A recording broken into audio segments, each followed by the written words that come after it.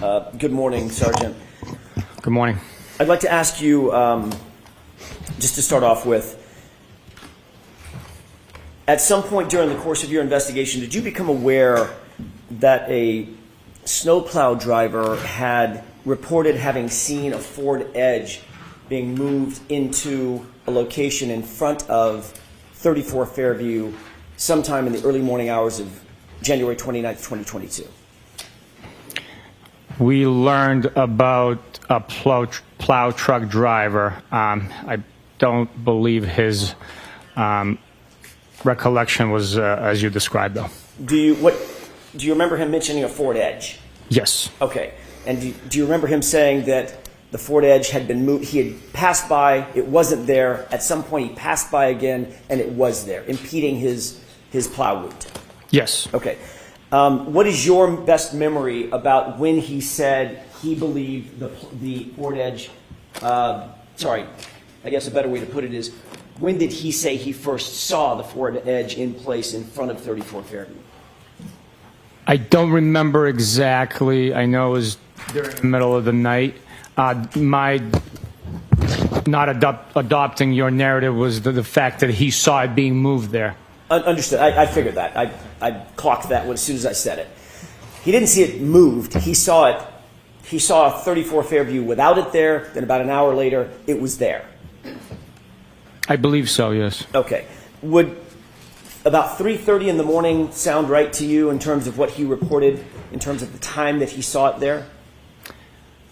It sounds right, but I'm not sure of the exact time. My report would reflect the accurate time. Fair enough. Let me see if I can grab that report real quick.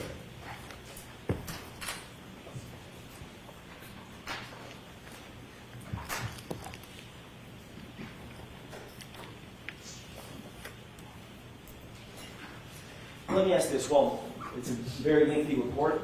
Instead of making you sit there and wait, let me just ask this. Do you remember him saying that he had first plowed the area free of the Ford Edge? In other words, first passed in front of 34 Fairview around 2:30 in the morning? Does that sound right? I believe his dispatch time for the plowing of the roads that evening was 2:30, but again, I would have to look at my report. That's fine. And then it was sometime subsequent there too that he saw the Ford Edge in place, maybe an hour later? Sounds about right, again. Okay. Did you take any investigative steps when you learned about this snowplow driver to determine who, if anyone, might have owned a Ford Edge associated with 34 Fairview?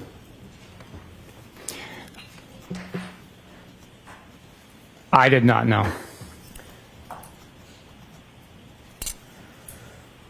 Did your investigation ever reveal that the Albert family actually had a Ford Edge at the time? Yes.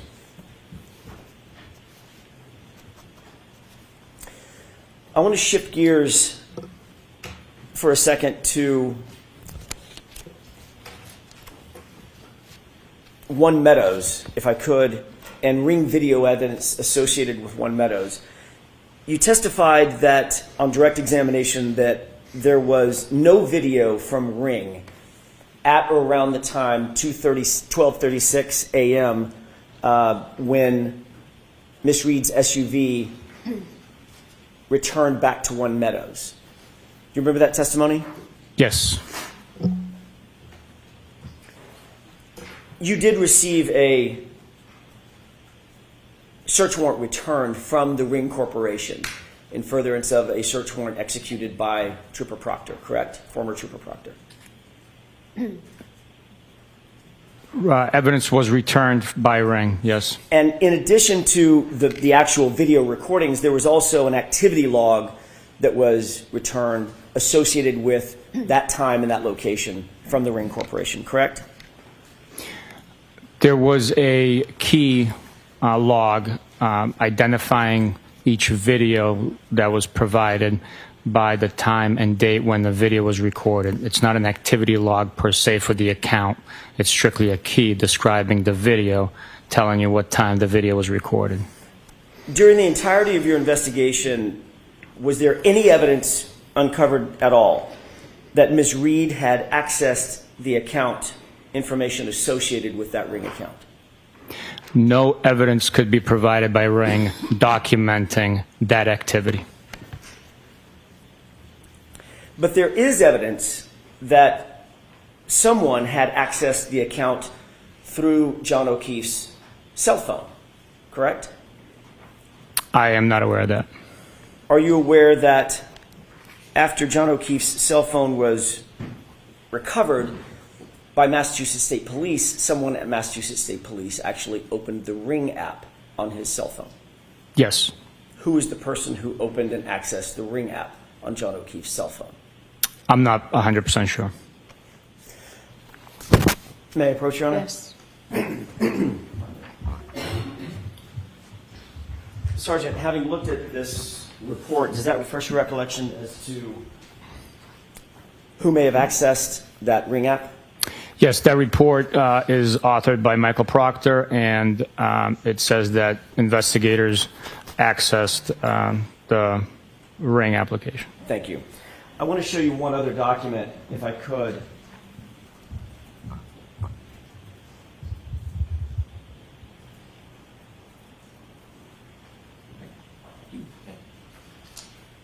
Thank you. Thank you.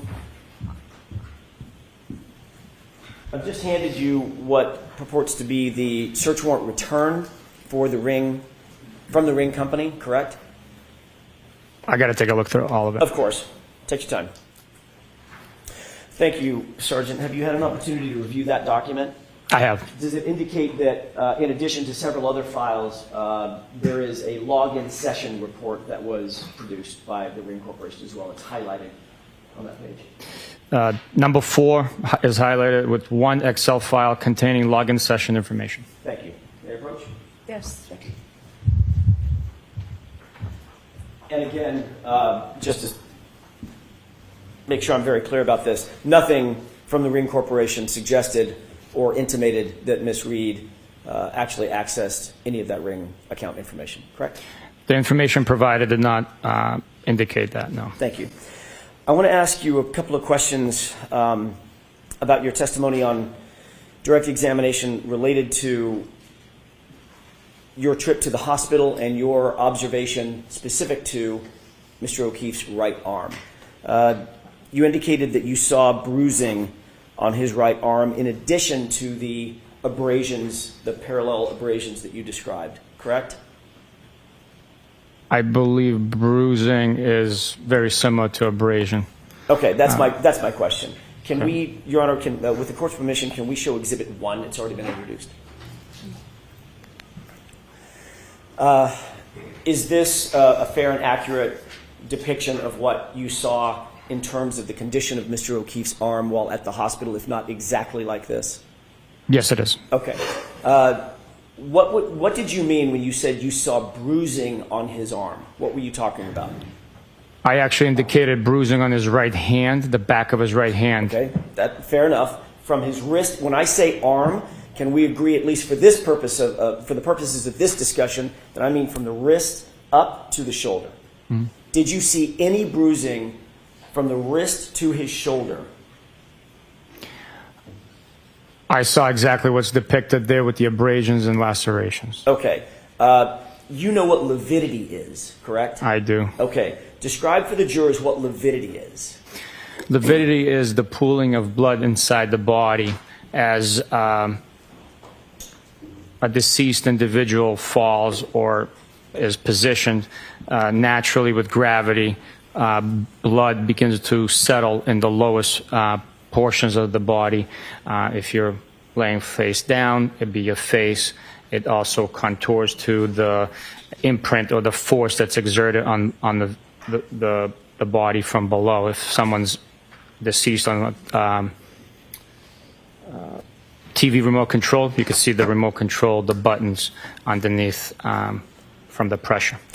So it's a bluish, purplish discoloration of the skin, not from an impact, but from the pooling of blood after the heart stops, correct? That's correct. Do you see an area at the upper arm that the skin looks discolored in addition to the abrasions that we see? I'm sorry, I was looking at that one. Sure. I'm sorry. Yes. Right up toward the upper biceps, triceps area. I see that area, yes. Okay. Is that consistent with lividity rather than bruising? I would not agree with that, no. You believe that that's a bruise? I believe that that's a laceration. I'm sorry. I'm talking about the discoloration of the skin, the reddish purplish hue of the skin, separate and apart from the abrasion, from the abrasions or lacerations to the skin. The discoloration. Do you see that discoloration or no? I do not know. You do not? I do not know. Okay, we can take that down.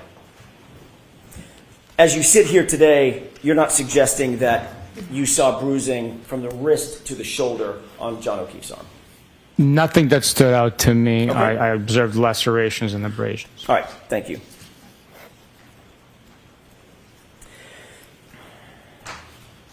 I want to shift gears one more time and ask you about your trip to Dighton and the seizure of the SUV.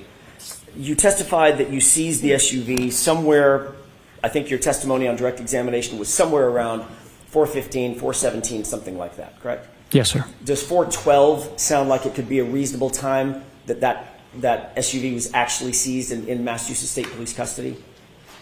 It could be reasonable. I'd have to refer to the video evidence that, and then also the exact time that we advised the defendant that we are going to be seizing it. I guess it could be argued that that's when it was seized. Even we had the intent to seize it right there. Right.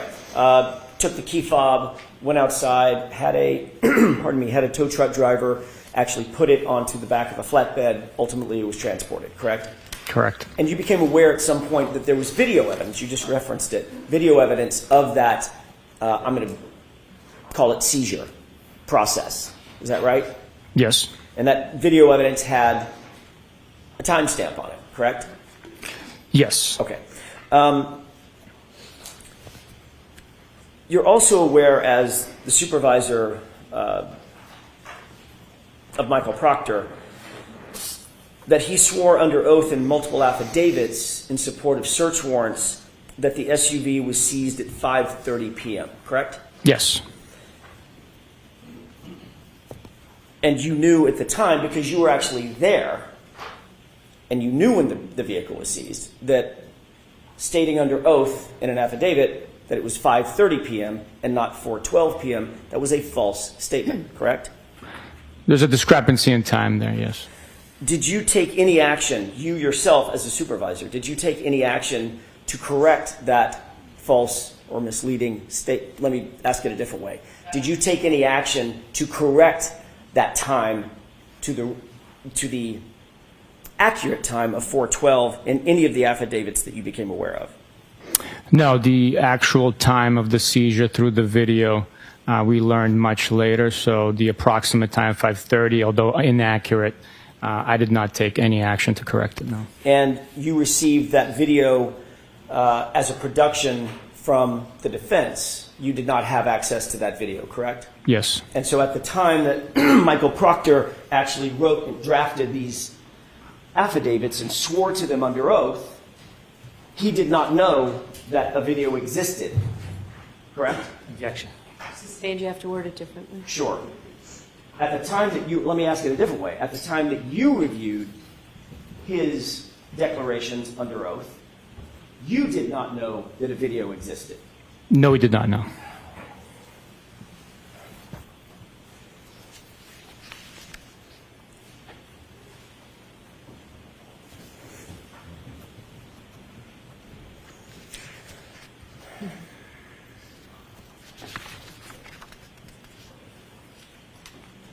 If I may have just a moment, Your Honor. Sure.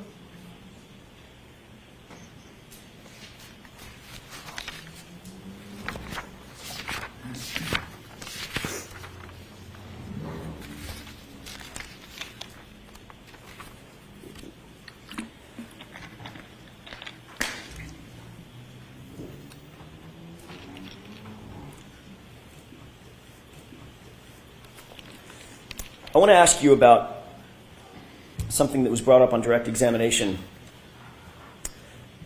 sustained findings as it pertains to you. You've already talked about the fact that, Sergeant, you're a supervisor and were a supervisor back in January of 2022 moving forward over Trooper Proctor, correct? Yes. Generally speaking, as a supervisor, your job is to properly and professionally supervise, show some authority over those in your charge. Is that right? Yes. Michael Proctor was, in fact, a trooper in your charge. Yes. And you would agree that your supervision has a direct impact on the character and quality of the subordinate investigators that you supervise. Yes. The whole point of having supervision and a chain of command is to establish a certain amount of, for lack of a better phrase, quality control of the subordinates. Yes. That would also include quality control over the subordinates' investigations. Yes.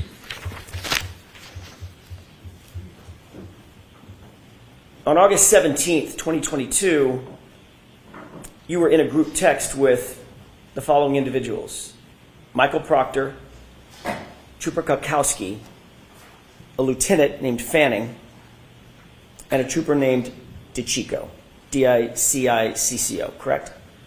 Yes.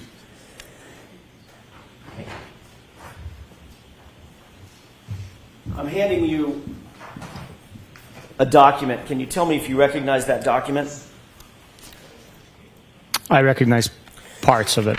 You saw that document on direct examination. I think you were shown the same document, correct?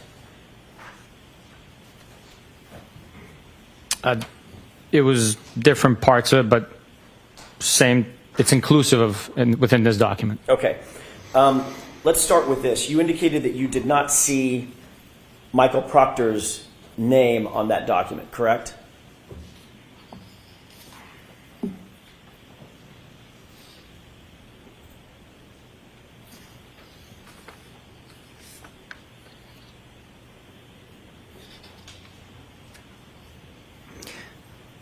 Correct. His name is not on here. But you do recognize that as being reflective, accurately reflective of the text chain that you were on August 17th, 2022, that group chat.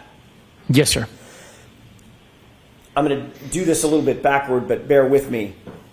You do see the name Kukowski, correct? I do. You do see the name Fanning, correct? I do. You do see the name DiCicco, correct? I do. And you do see the name Bukhenik, correct? No, it's misspelled, but I know they're probably referencing me. Okay. The only other text or person texting on that chain is a code, a lengthy, almost like a URL code with no name, correct?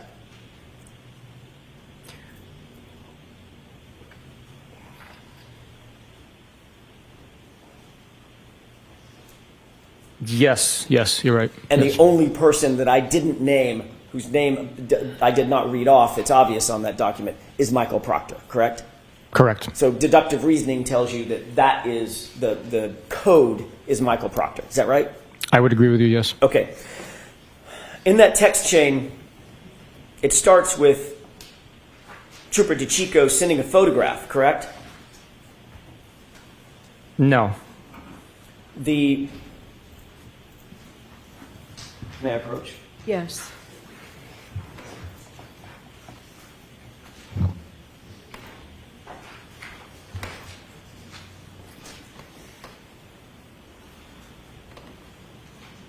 You can turn to page 2683, please.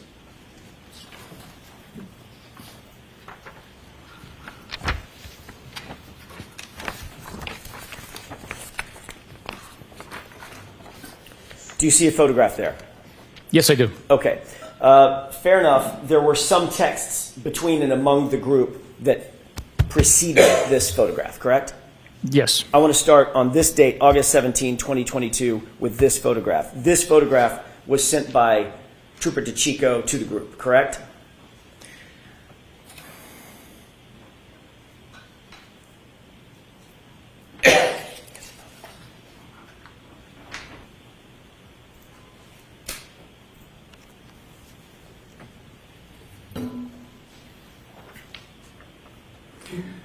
It possibly appears that way. I really can't. I mean, Your Honor, with the Yes. court's permission, I'm not sure this document has been marked. I'd like to have this marked and admitted. Sure, we'll mark it for ID. I'd actually like to have it marked and admitted. There's certain things I'd like to show. What's the Commonwealth's position on that? I have no objection to admission, but not in this form. It needs to be redacted.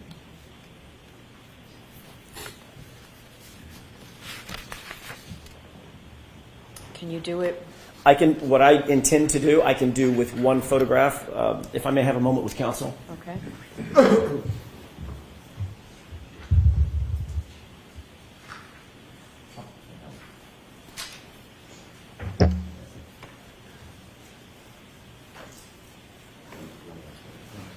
May I just a second?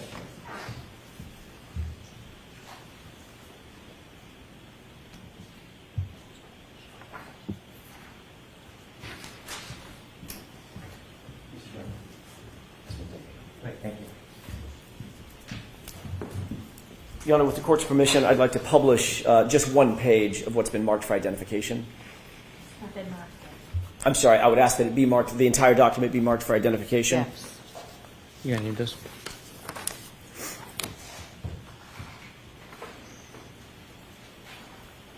It's Exhibit FF for ID. And with the court's permission, I would ask to display or to publish page 2683 of that document. So are you admitting into evidence, page 263? I would Do you just, have a separate one rather than tearing it out of what's been marked for I can- identification? I can take it out of this copy.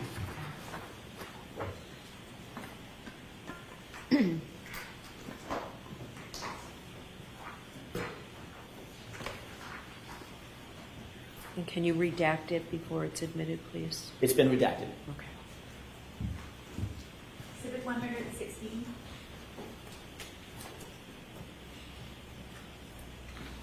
May I? Yes. Thank you.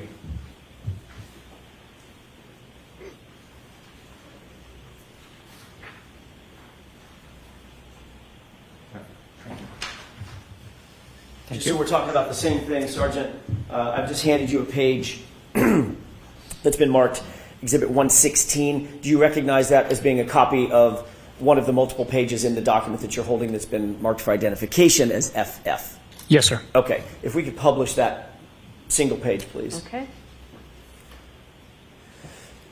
Is that a photograph that was sent by Trooper DeChico to the group? According to this document, yes. Who is depicted in that photograph? The big story, Mr. David Yannetti, criminal defense attorney. Do you see that person in court? Yes, I do. Where is he seated and what is he wearing? He's seated right there wearing a blue tie and a dark suit, white shirt. Thank you. We could bring the lights up, Your Honor. Okay.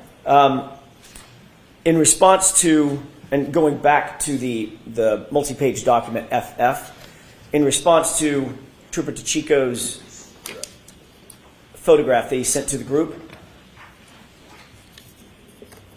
you responded to that photograph, did you not?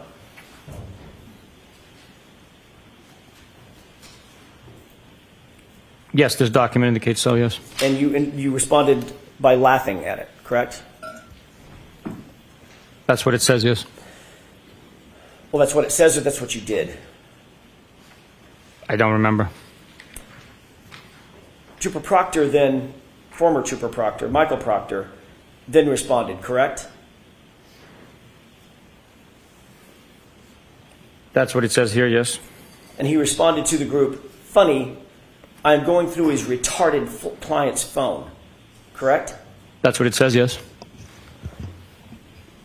Michael Proctor then responded again. Is that right? Yes. He wrote, no nudes so far, correct?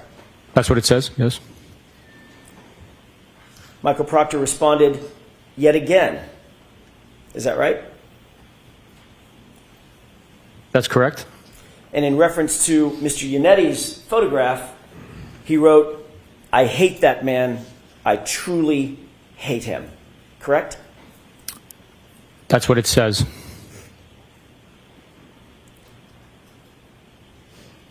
there's a trooper by the name of Moore, M-O-O-R-E, correct? There is. And he disliked Trooper Proctor's phrase, his statement, "no nudes so far," correct? That's what it says. Did that indicate to you that Moore was disappointed that Trooper Proctor, Michael Proctor, had not found naked pictures of Miss Reed as yet? I don't know what that indicated for Mr. Moore. And then you responded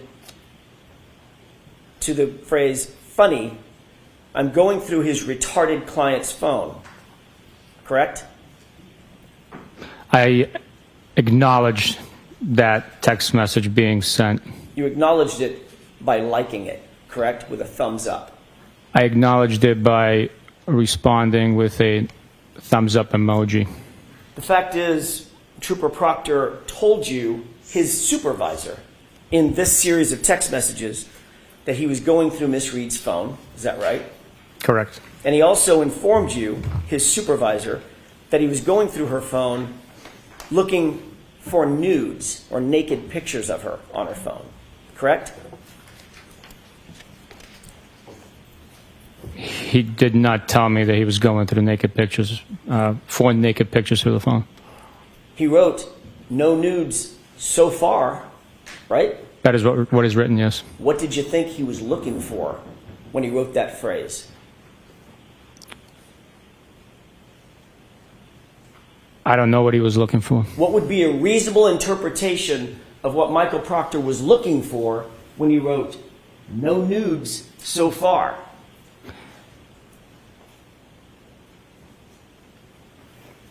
I don't know. Motorcycles, handbags, pair of shoes, or naked pictures of Miss Karen Reed? His mission was to go through the phone to look for digital evidence that's related to the crime. The fact that he wrote "no nude so far," I cannot comment on. You cannot comment on, or you don't want to comment on? I don't know what he was looking for in that specific time. You certainly did nothing. You took no action to stop him from potentially looking for naked pictures of my client, correct? That's correct. In fact, last week you testified that in your view, Michael Proctor handled himself in this investigation with integrity. That's what you said, correct? That's correct. Do you stand by that testimony? The investigation was handled with integrity and honor. Do you stand by your testimony that Michael Proctor conducted himself during the course of this investigation with integrity? Yes, I do. He also called her retarded, correct? That is what's written. That's what's written? That's a very passive way of saying it, Sergeant. That's what's written, or that's what he wrote? That's what he wrote. And that's what you read. I have no memory of reading that. I acknowledged him going through the phone on my Apple Watch. I have no memory of him writing retarded on a text message. And you'll agree that that is one of the most vile and insensitive and incendiary terms one could use in modern society. Retarded. Correct? That is correct. And in fact, through your response to that vile phrase, you encouraged it because you liked it with a thumbs up, correct? Objection. Sustained. Did you encourage that statement by Michael Proctor by liking it with a thumbs up? I don't know if it encouraged him, but so I cannot speak to that. But that's what you did. I acknowledged the text message being sent. I want to be clear. These text messages were sent to you by your direct report, by your direct subordinate, correct? That's correct. And there was even someone on that text chain who was more senior than you, Lieutenant Fanning, right? That's correct. Michael Proctor was both your partner and the lead investigator on this case when he wrote that, correct? He's a subordinate, and he was the case officer.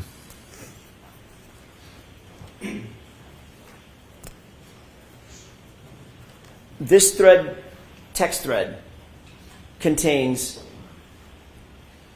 communications between a subordinate, the person you call the case officer. By the way, let me ask you another question. Did you ever, during the course of the investigation in which you were a part, the sustained findings, the internal affairs investigation, did you ever review Colonel Noble's determinations about your subordinate, Michael Proctor? Objection. Did you review them? No, Your Honor, I did not. Okay.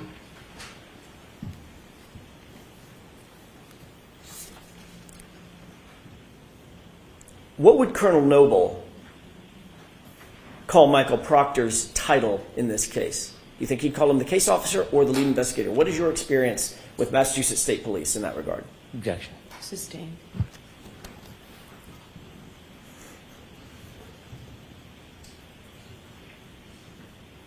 Notwithstanding the fact that a subordinate was on this text chain and a supervisor to you, was Lieutenant Fanning one of your supervisors? Yes.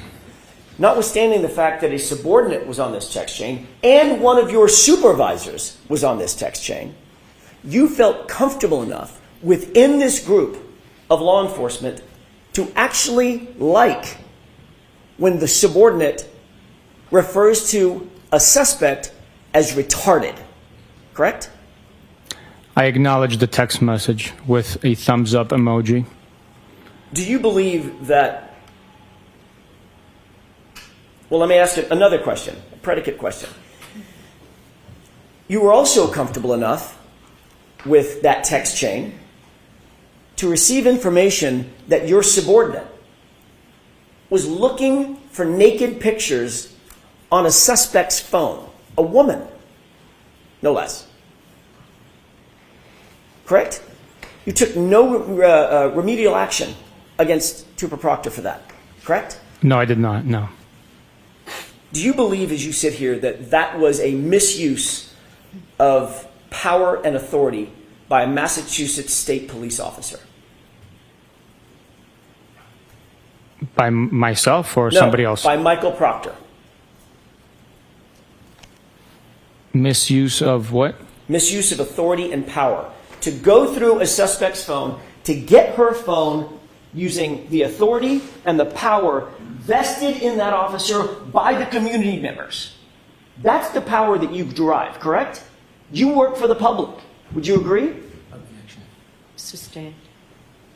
Do you believe it was a misuse of his authority and power to use Massachusetts State Police Authority to go through her phone and look for naked pictures of her? Objection. Sustained. Do you believe it was a misuse of authority or power to go through her phone and potentially look for nudes? Objection. Sustained. Let me ask it differently. Did you think his text was appropriate?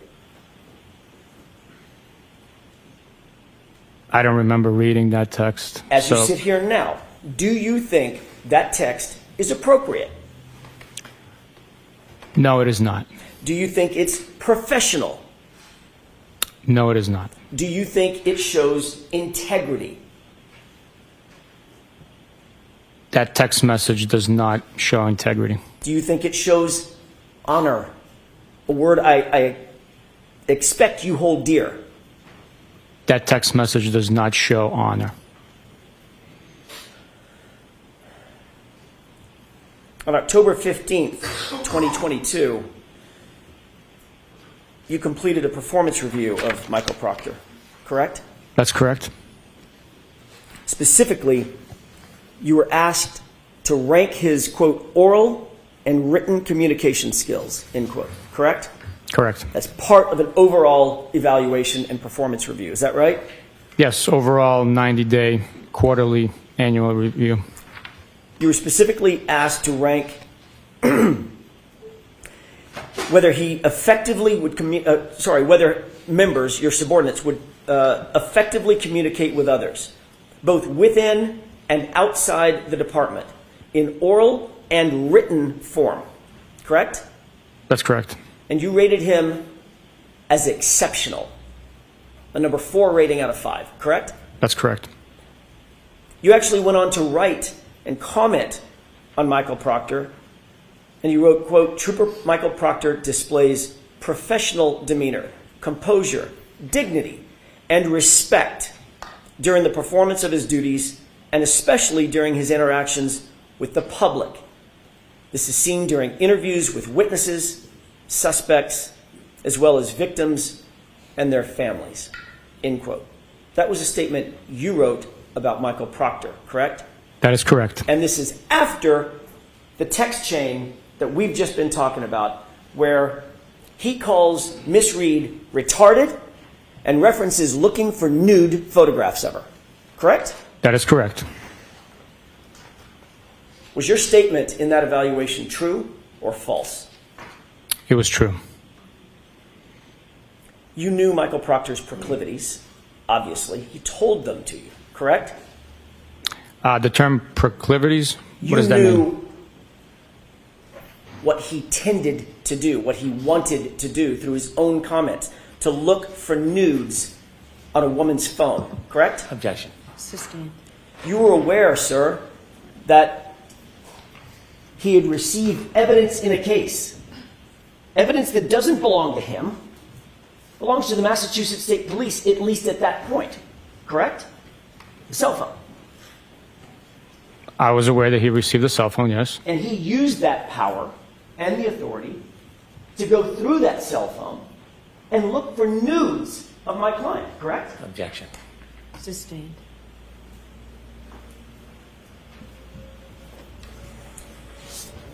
During the same course of your evaluation, you were also asked to evaluate his investigative ability, correct? That's correct. You rated him the highest standard in the Massachusetts State Police, outstanding, a 5, correct? That's correct. And you went on to write about Michael Proctor in the commentary below that rating to justify it. Is that right?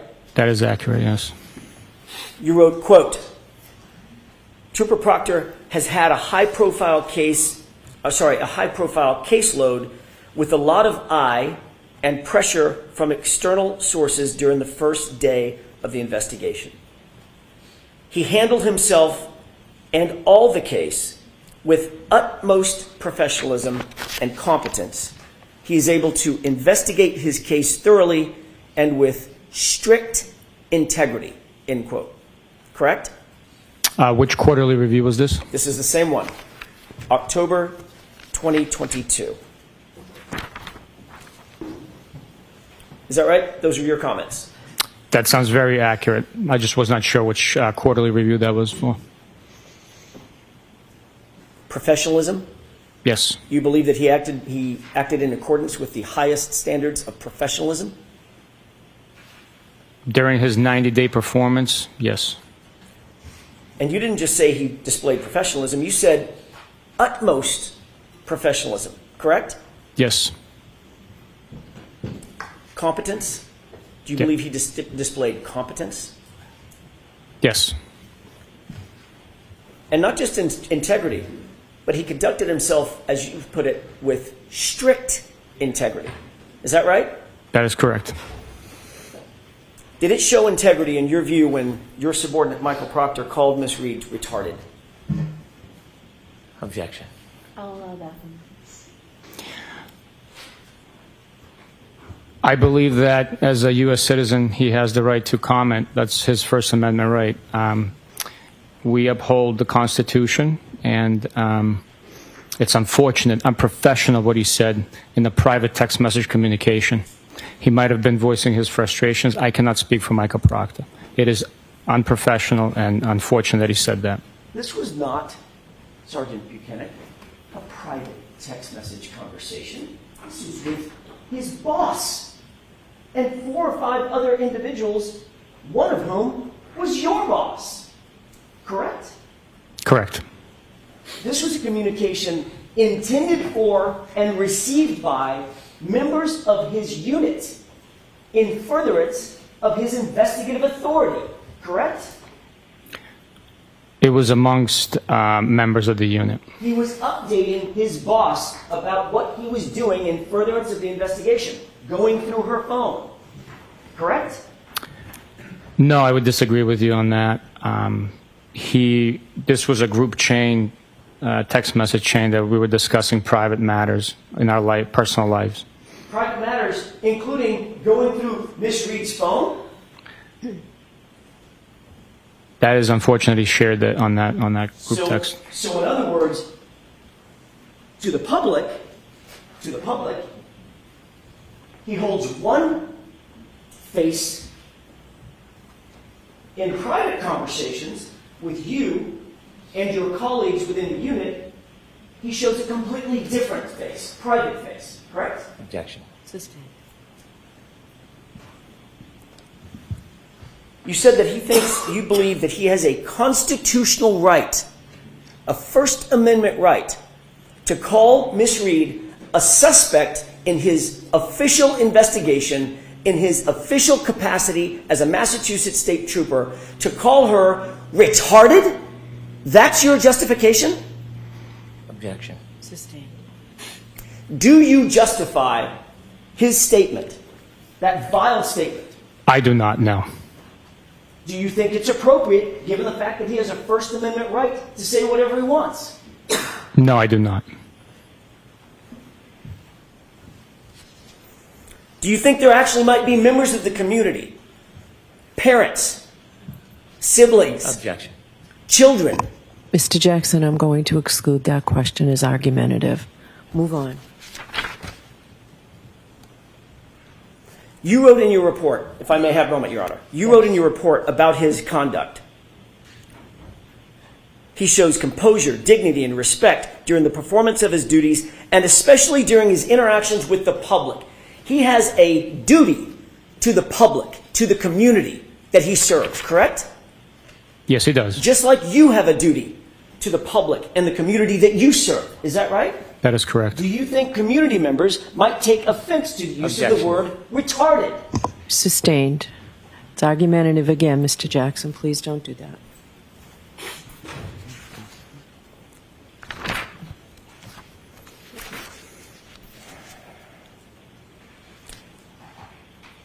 He didn't just put it, that derogatory comment, he didn't just put it, or he didn't just say it, correct? You talked about the First Amendment. Objection. Sustained. I'm not finished with my question, if I could. All right, so just ask a question. Sure. No comments first, okay? My question is, did he just say the word, or did he go further than just saying it? Objection. Okay, we've gone through this. Move on, please. The fact is, Sergeant, you put it in writing and you liked it, correct? I acknowledge the text message. I never saw the vile term.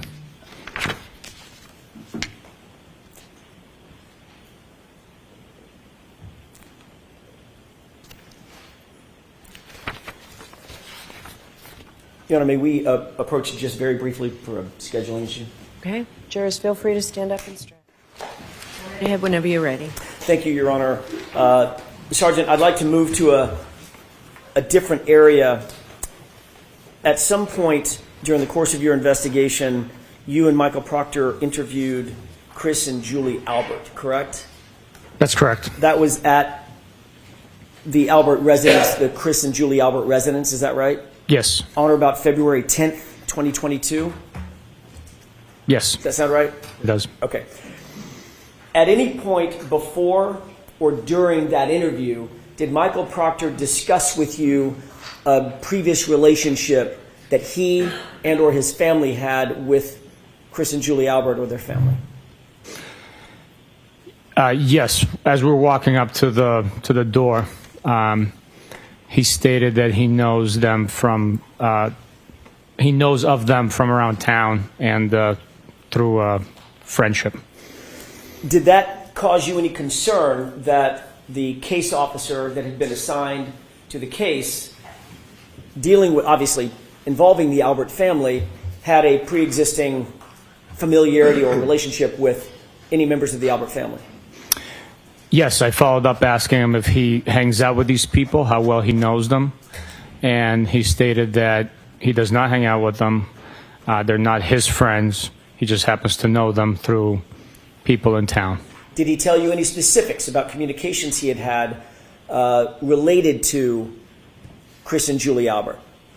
No, he did not. Did he tell you any specifics about communications Michael Proctor had with his sister as it pertained to Chris and Julie Albert? No. Did he volunteer any information about the relationship that he might have or his family might have, including his wife, with Chris and or Julie Albert? That information did not come up. Did you ever later learn, now I'm taking it outside of your conversation with Michael Proctor, did you ever later learn about friendship or connection that he and his family, Michael Proctor's family, had with Chris and Julie Albert or the Albert family? I've learned of accusations. I don't know the extent of how familiar they are. What accusations have you learned? Through trial or through court proceedings. Right, what are they? Give me the nature of what you've learned. Objection. Sustained. We need a time frame. Sure. When did you learn of these, of this information? That was July of 2023, I believe. And what were the circumstances in which you gained this knowledge? What did you learn about it? There were accusations that Michael Proctor had familial friendship with these individuals, but the accusations were not factual. Did you learn any specifics Of the allegations? Did you use the word allegations? Or I think you used the word accusations. yes, Were there any specifics? there were. You just said that there. What were some of the specifics? Objection. Sustained. Well, by the way, did you say that you learned of these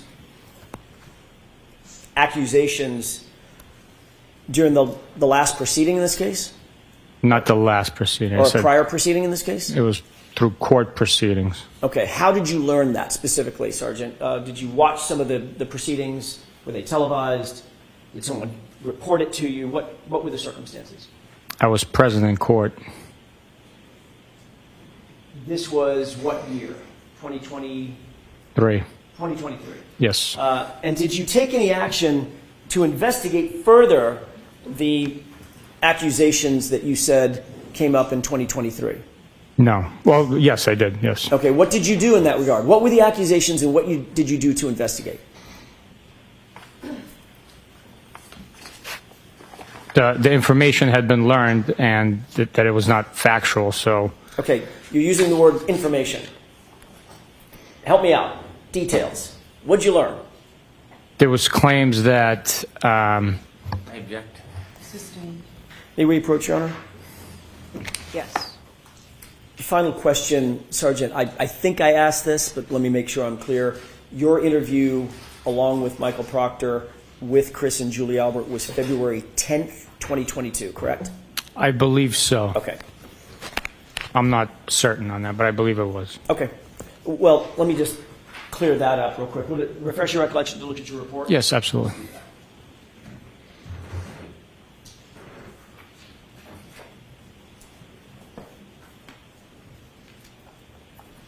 Thank you. Does that refresh your recollection, Sergeant? Yes, sir. What was the date? February 10th. Thank you. Okay. I want to move to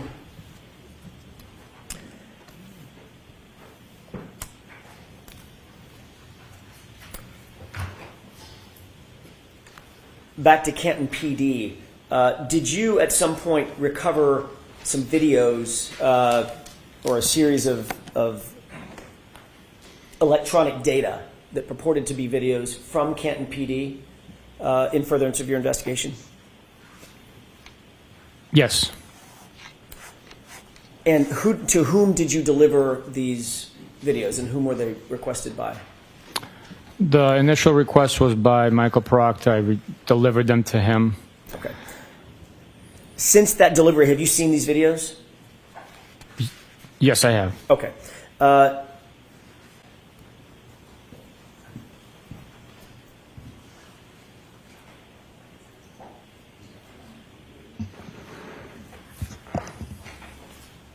Your Honor, I'm holding a flash drive that I'd like to have, with the court's permission, I'd like to have marked as next in order for introduction, but I'll play the first couple of seconds of it and just establish the foundation first with the court's permission.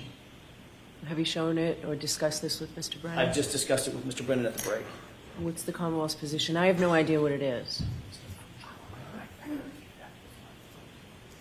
Sure, we can mark it. Yes. Mr. Brennan said he'd like to review them before they get entered into evidence. We can mark them for ID for purposes of this examination. I don't expect I'll object. I just want to review. Okay. So we'll mark it for identification, please, Madam Court Reporter. Exhibit GG for identification. Just to establish the foundation so we know what we're talking about, did you see on some of the electronic devices that you picked up in furtherance of this investigation video of somebody outside? Now, the outside cameras or outside camera view at Canton PD at about 1:30 in the morning on January 29th, 2022. The digital video, one of the collection items. It wasn't a device. It was, well, I guess it is a device, but the digital storage that was collected had video from external view of the PD. I do not remember specifically seeing an individual, but Okay. I did review remember it. being of the parking lot area, at least one of them, one of the clips being of the parking lot area outside Canton PD? I don't remember seeing outside parking lot. I'd have to see it. I understand. Do you remember another clip being of the outside Sallyport? There's a pedestrian door, not the big roll-up door, but a pedestrian door. Someone going in and out of the pedestrian door. I know the view you're talking about, but specifically what you're stating, I would have to see the video, tell you if I saw it or not.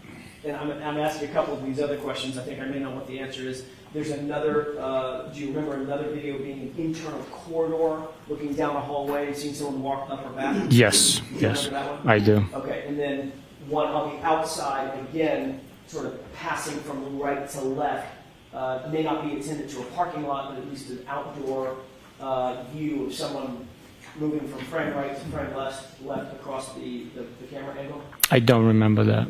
Do you remember that all these videos, I just mentioned 4, we've talked about 4, these videos were from January 29th, 2022, around generally 1:30, 1:45, 2 o'clock in the morning? I'm sorry, I don't remember the exact time and date. I just remember seeing the file and reviewing it. Do you remember Mr. Proctor asking for video attendant to January 29th? At least can we narrow it to that date? From Canton PD? Yes. Yes, Okay. yes. So these are all from January 29th, 2022. You just don't remember the specifics of them. It's been too long since you've seen them. I don't know when each video was collected and then reviewed. Okay. Exactly. With the court's permission, well, may I have just a moment to confer with counsel? Okay.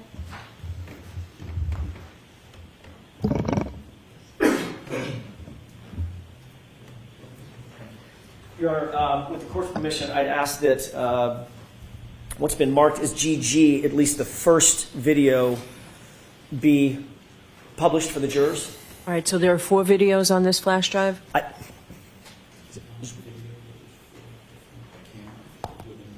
One video, 4 different camera angles as it's set from the one video. Are you ready to see this now? I thought you wanted to review it. I'll agree, and if I have a problem, I'll let the court know. I have no problem. All right, so for the first one, the first camera angle? Correct. Okay. It's one video, but 4 different angles. All right, we just have to keep a record. That's why I'm Understood. asking all these It's questions. a little complicated, I get it. All right, we can do that. Thank you.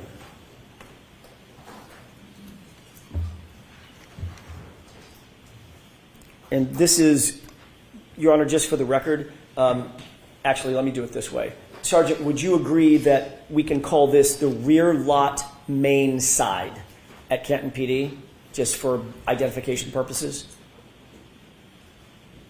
Sure, if you'd like. I don't know which side this is, so I can't argue with you about the location. So Okay. I'll agree with you that we can call it that. Great. It looks like a parking lot. There's cars. Yes, sir. Okay. Just for purposes of, so it doesn't get complicated, we'll call this rear lot main side. That doesn't mean anything unless you adopt it. So just for identification purposes. Thank you. If we could move to runtime 1:26:32. Okay. With the court's permission, may I play it at this point? Okay. Thank you. Stop. Did you see a car pass in front? Yes, sir. Okay. What kind of car did that look like to you? It looked like a two-door Jeep Wrangler with a plow on it. Okay. Let's go ahead and play it.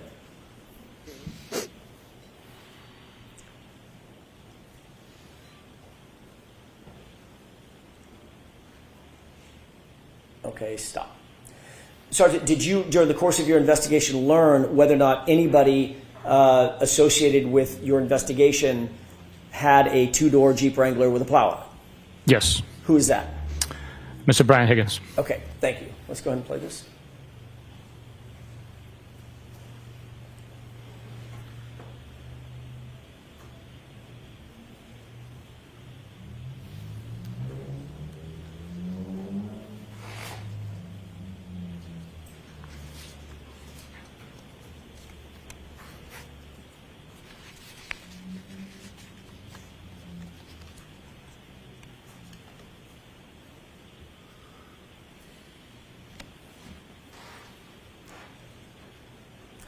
Okay, stop. Sir, do you see a person who appears to have alighted from the car, Yes. from the Jeep?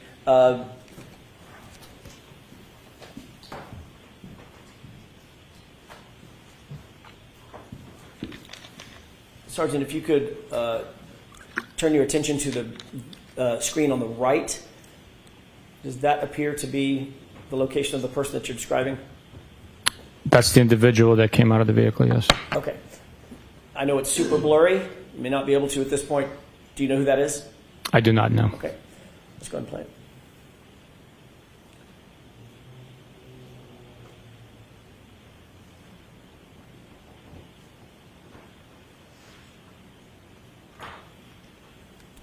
Okay, stop. All right, did you see the person walk off the screen? Yes. Did it appear that that person had something in his or her hands? Possibly, yes. Okay.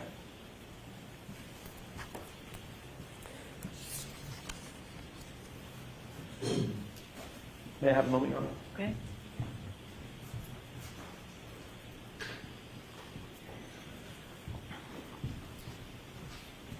Thank you, Your Honor. If we could play the second clip on this same GG.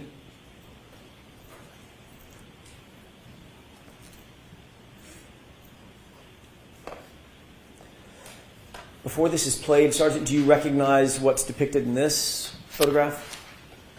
I do not know. Okay. Let's go ahead and play this. Stop. What do you see on the video at this point? An individual crossing the frame with a couple of cars parked, one of which has a plow on it. Does it look like an exterior video? Yes. Does that appear to be an exterior video if you don't know exactly where, an exterior video of Canton PD? From the facilities, yes. Okay. And describe the person that you see in the foreground at the bottom of the screen. Appears to be wearing a black sweatshirt, a hooded sweatshirt. Larger in stature, smaller in stature, can you tell? I'd be speculating because there's no comparison, but possibly larger. I don't know. Okay, let's go ahead and play it. And that's it for that. Your Honor, if we could play the next video. By the way, can we agree, before we move off of this, just for identification purposes, can we agree to call this rear lot cruiser side as opposed to rear lot main side, just to keep them separate? Same as last time. I'm not aware, familiar where that camera is, so I cannot argue with you nor adopt. But if for identification purposes only, we can agree on that. Can you see from where you are, I know the answer to this, can you see from where you are the timestamp on the bottom of this? No. Your Honor, with the court's permission, it's very, very small. Is it possible to ask the witness to adjourn from the witness stand just to get close enough to see if he can read the... You can't increase the size of it? Maybe we can. I'm not the tech guy. Mr. Wolk?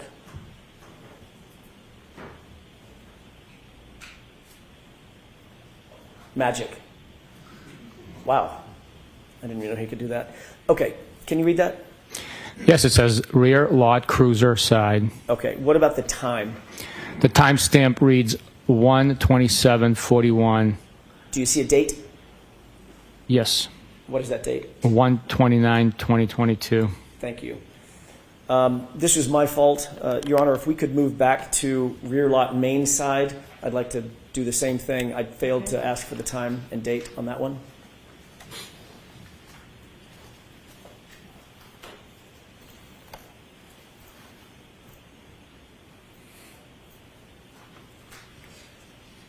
Mr. Wolk, if you could, please.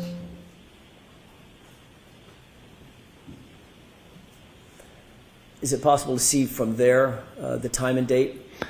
Yes, the time is 1:27:32 a.m. and the date is 1/29/2022. Thank you. Okay, if we can move to the third clip.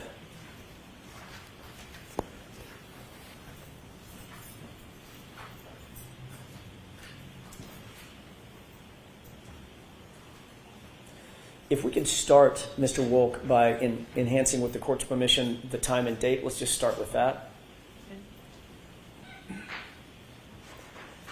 Do you see what the timestamp designates this camera angle to be? It appears to be church side, and I can't read the third word there. Exterior? Oh, yes, exterior. Sallyport. Okay, and if you could tell the jurors what you see in terms of the time and date. The time is 1:27:43 a.m. and the date is 1/29/2022. Thank you. Mr. Wolk, if you could play that with the court's permission. Okay.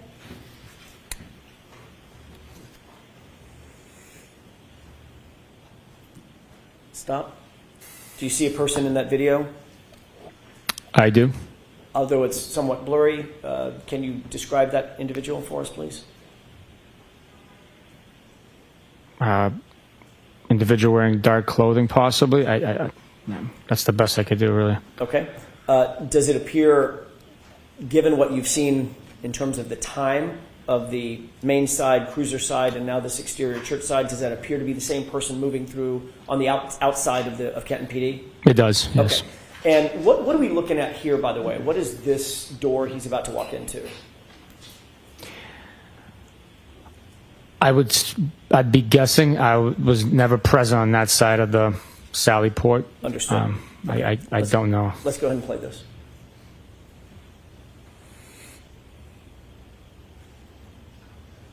Okay. And for the final clip,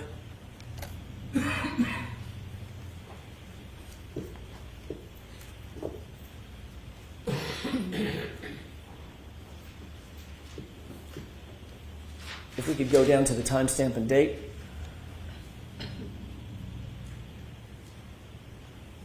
A little bigger, Mr. Wolk, if you could.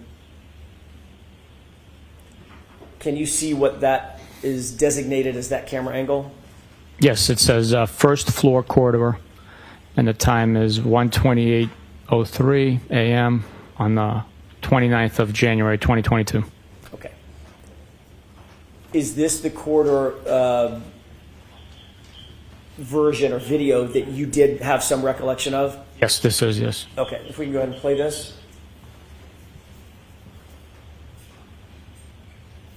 Stop. Do you recognize the person in this video?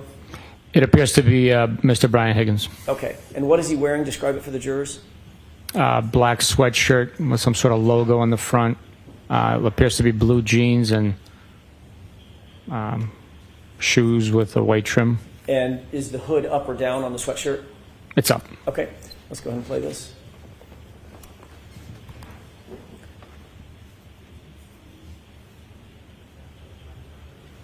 May I have just a moment? Could you pause this, Mr. Wolf?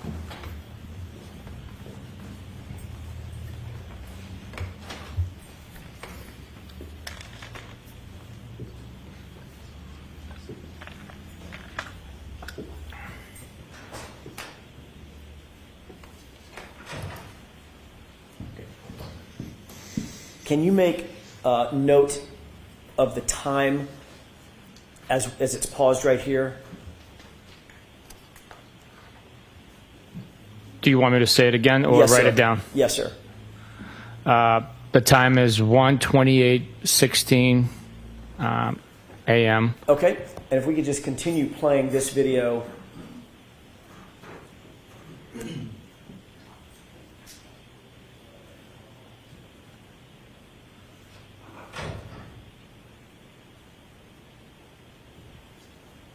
It is playing.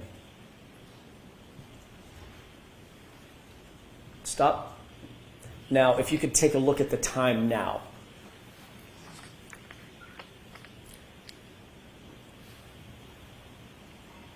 Okay, what's that time?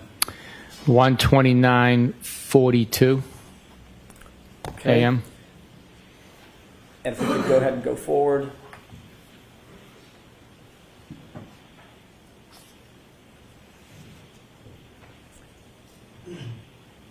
Is it still playing, Mr. Wolk? If we could take a look at the time one more time.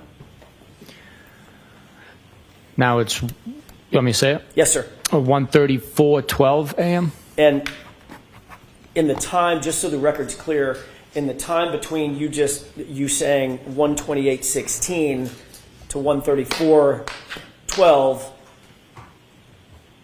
6 minutes has not gone by, correct? Just under 6, I believe, yeah. Well, 6 minutes for us in real time. Oh, in real time, yeah, no. It is not. So it Sorry. appears that the camera jumped, or the time jumped. The time difference from what was displayed is approximately 6 minutes, yes. Okay, which is much longer than the time we've actually been looking at the video, correct? That's correct, yes. Okay, so it appears that it may be motion activated and it just jumped. That's a possibility, yes. Okay, yes. let's go ahead and continue playing this. And stop. Do you see someone in the screen now? Yes. And one more time, I know this is laborious, one more time if we could clock the time.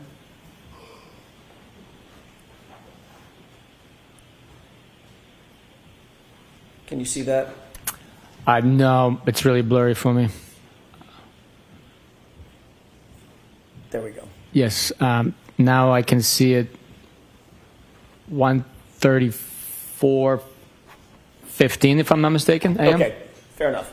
And let's go ahead and play this all the way through.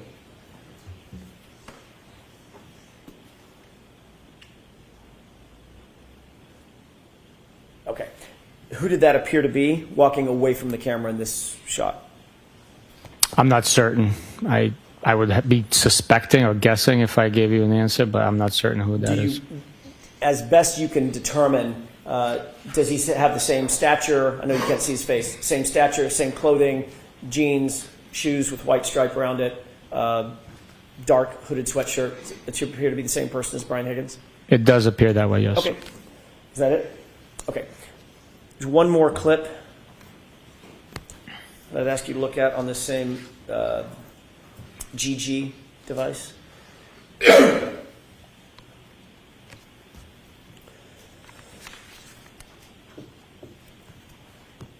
Okay.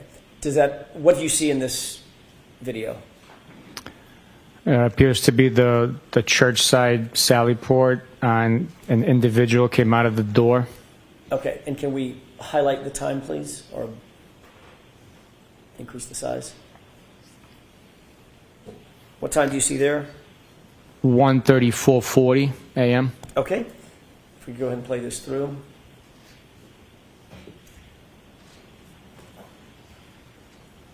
Pause. Does it appear from this video that the person has anything in his hand? I'm sorry, can you play that again? I wasn't looking at the hand, Oh, but sure, sure.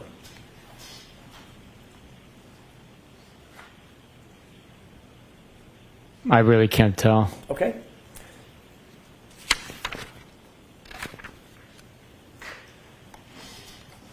There should be another video of the rear lock cruiser side. Let's take a look at that.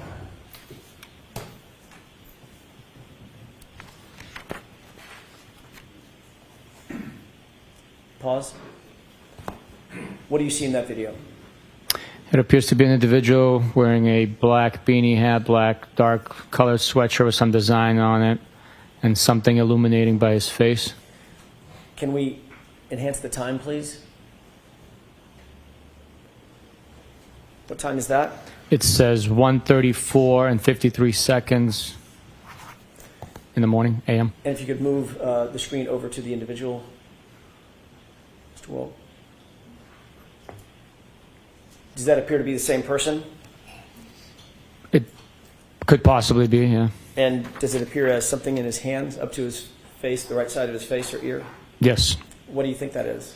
It's consistent with a cellular device, possibly a phone or a tablet. Okay. If we could move on, please. Play that through.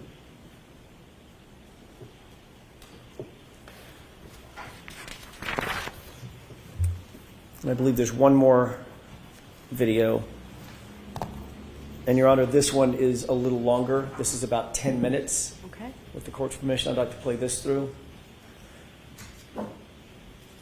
Okay,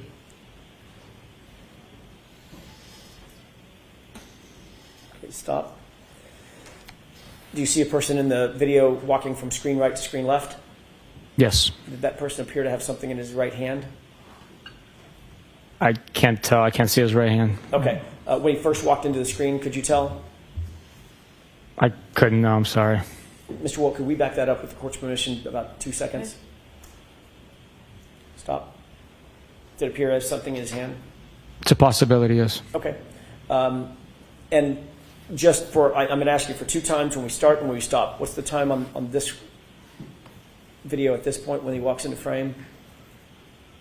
1:35 and 8 seconds in the morning, a.m. Okay. And let's go ahead and play this through.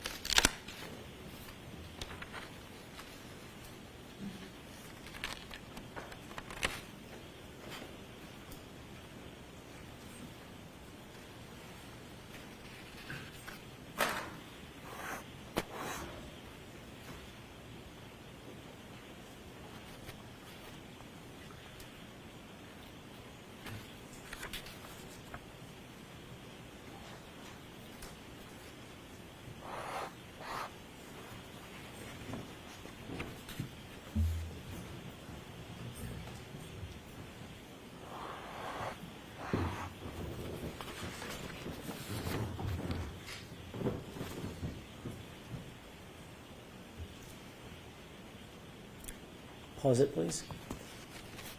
Sergeant, at this point, do you see a person walking into the frame the video from frame left to frame right? Yes. Okay, go ahead.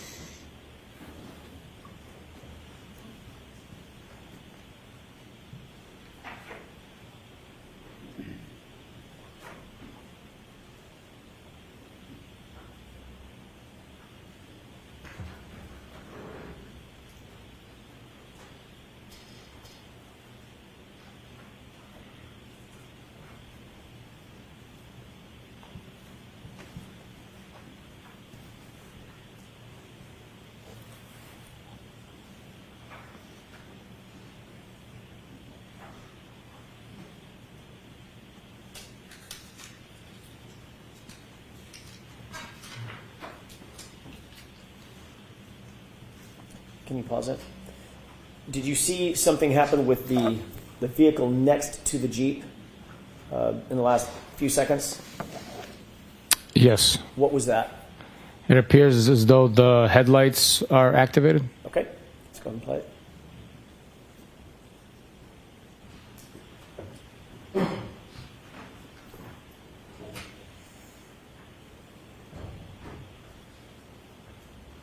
Okay, pause it. You see a person that is walking from screen right to screen left in the middle of the screen? Yes, he just, or she just appears to have closed the door on that vehicle next to the plow. Okay. And walking toward which vehicle? The one on the furthest on the left. Okay. From what you've seen, Sergeant, that you said he or she, does that person appear to be consistent with the video that we've seen in other particulars of Brian Higgins? As far as I could tell from here, the individual accessed Brian Higgins' vehicle, so Right. I'd be speculating with the whiteout conditions or near whiteout conditions. It's tough to tell. But no reason to believe that it's anybody other than Brian Higgins accessing Brian Higgins' vehicle? No. Okay. No. Let's go ahead and play it.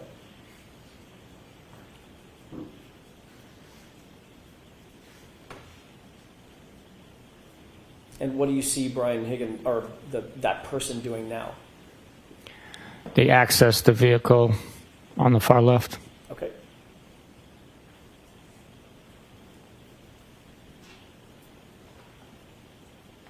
And where's that person going? Now they're accessing the Jeep Wrangler.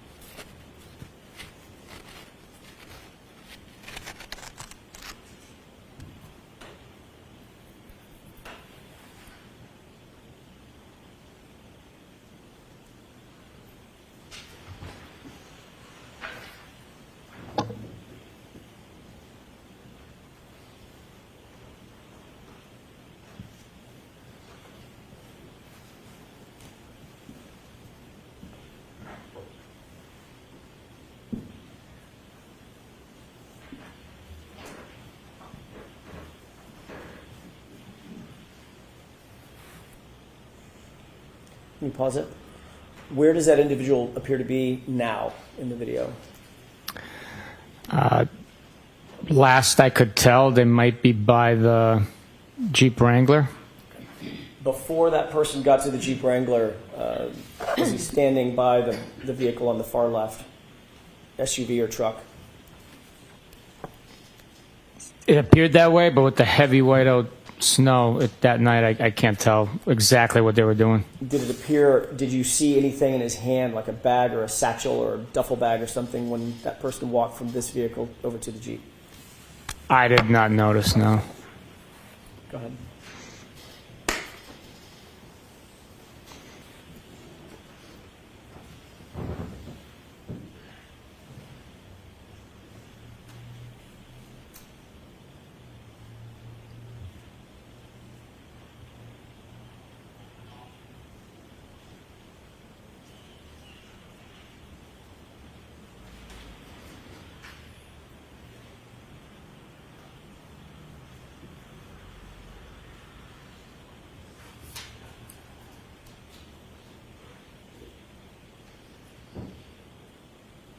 Now, has that person walked off screen to the left?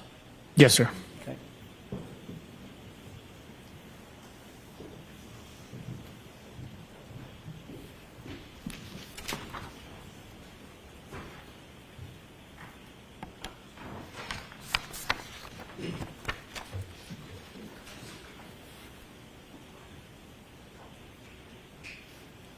Do you see that person entering screen from screen left?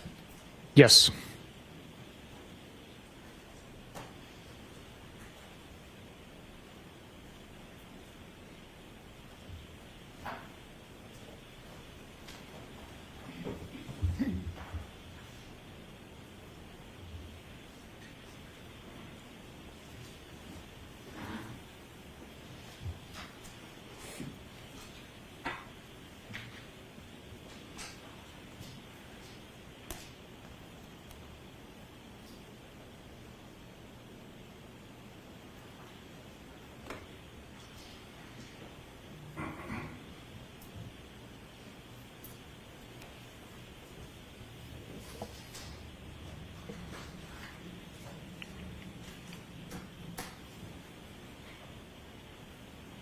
What did you just see the person do?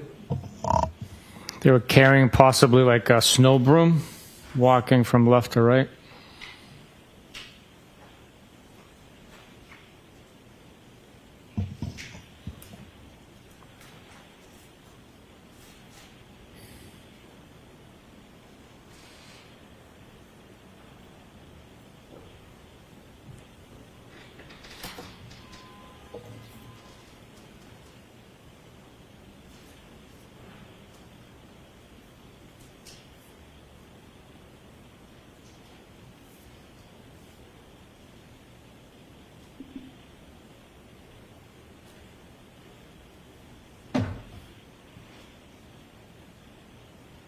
And what do you see happening now? The Jeep Wrangler's leaving the spot it was parked in. Okay. Okay, we can take that down.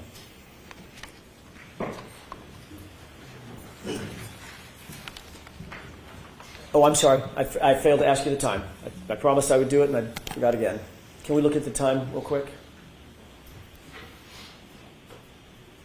Yes, the time for the rear lot main side is 1:45:52. And it appears that's the approximate time that the Jeep Wrangler drove off? Approximately, yes. Okay. Thank you.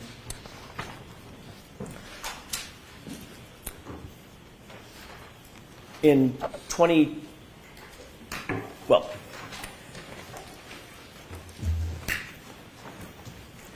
Are you friends with Brian Higgins? I am not. Do you know Brian Higgins? I know who he is, yes. Have you ever socialized with Brian Higgins? Like out on private time? Go out, have a beer, No. see him at a bar, hey Brian, let's grab the beer, nothing like that? No. How long have you known Mr. Higgins?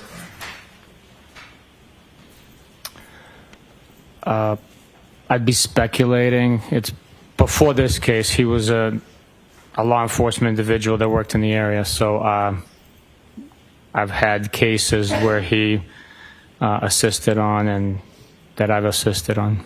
Would you consider yourself to have a professional relationship with him? I knew who he was, so yes, I would consider it a professional relationship. But you would not consider your relationship to have gone over to the personal relationship? You don't Not at all. socialize, do any No. private No. get-togethers? No. Okay. You would agree that this video pretty clearly shows, at least at one point, around 1:34 a.m., Brian Higgins was on his phone. Is that the one that he has the device by his face? Correct. It appears that way, yes. And just to be clear, when you interviewed Mr. Higgins, he did not volunteer to give you his phone, correct? He did not volunteer it, no. And you didn't seek his phone through a warrant or any other mechanism? I did not, no.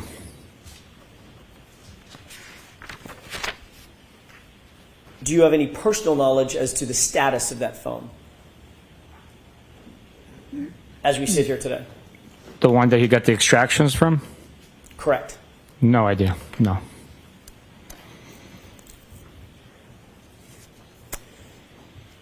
I want to shift gears to another series of videos. Last year at another proceeding, you were asked about a couple of videos from the interior Sallyport garage at Canton PD. So now we're going to move to the interior. You remember those series of questions and answers that you gave? Generally. Okay.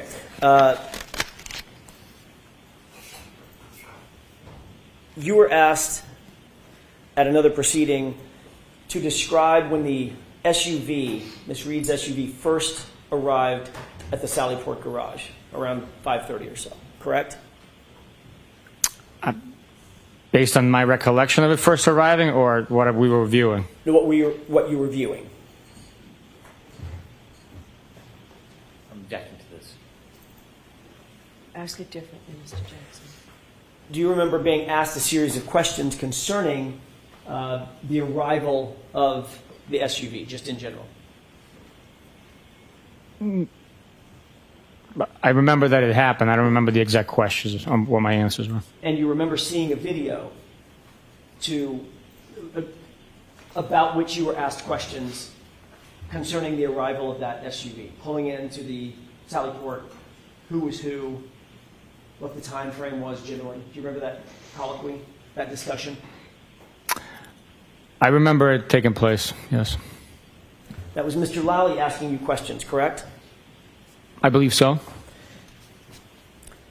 Under questioning by the Commonwealth, you were asked whether the video that you were looking at fairly and accurately represented the SUV arriving at the Sallyport garage, correct? Yes. And you indicated, in fact, it did fairly and accurately depict the arrival of the SUV at the Sallyport garage. Is that right? That's correct. Do is have the voir dire right now to see what Sergeant Bukhenik knew regarding that line of testimony you wanted to get into. So let's do that now, and then you can all work out the video issues.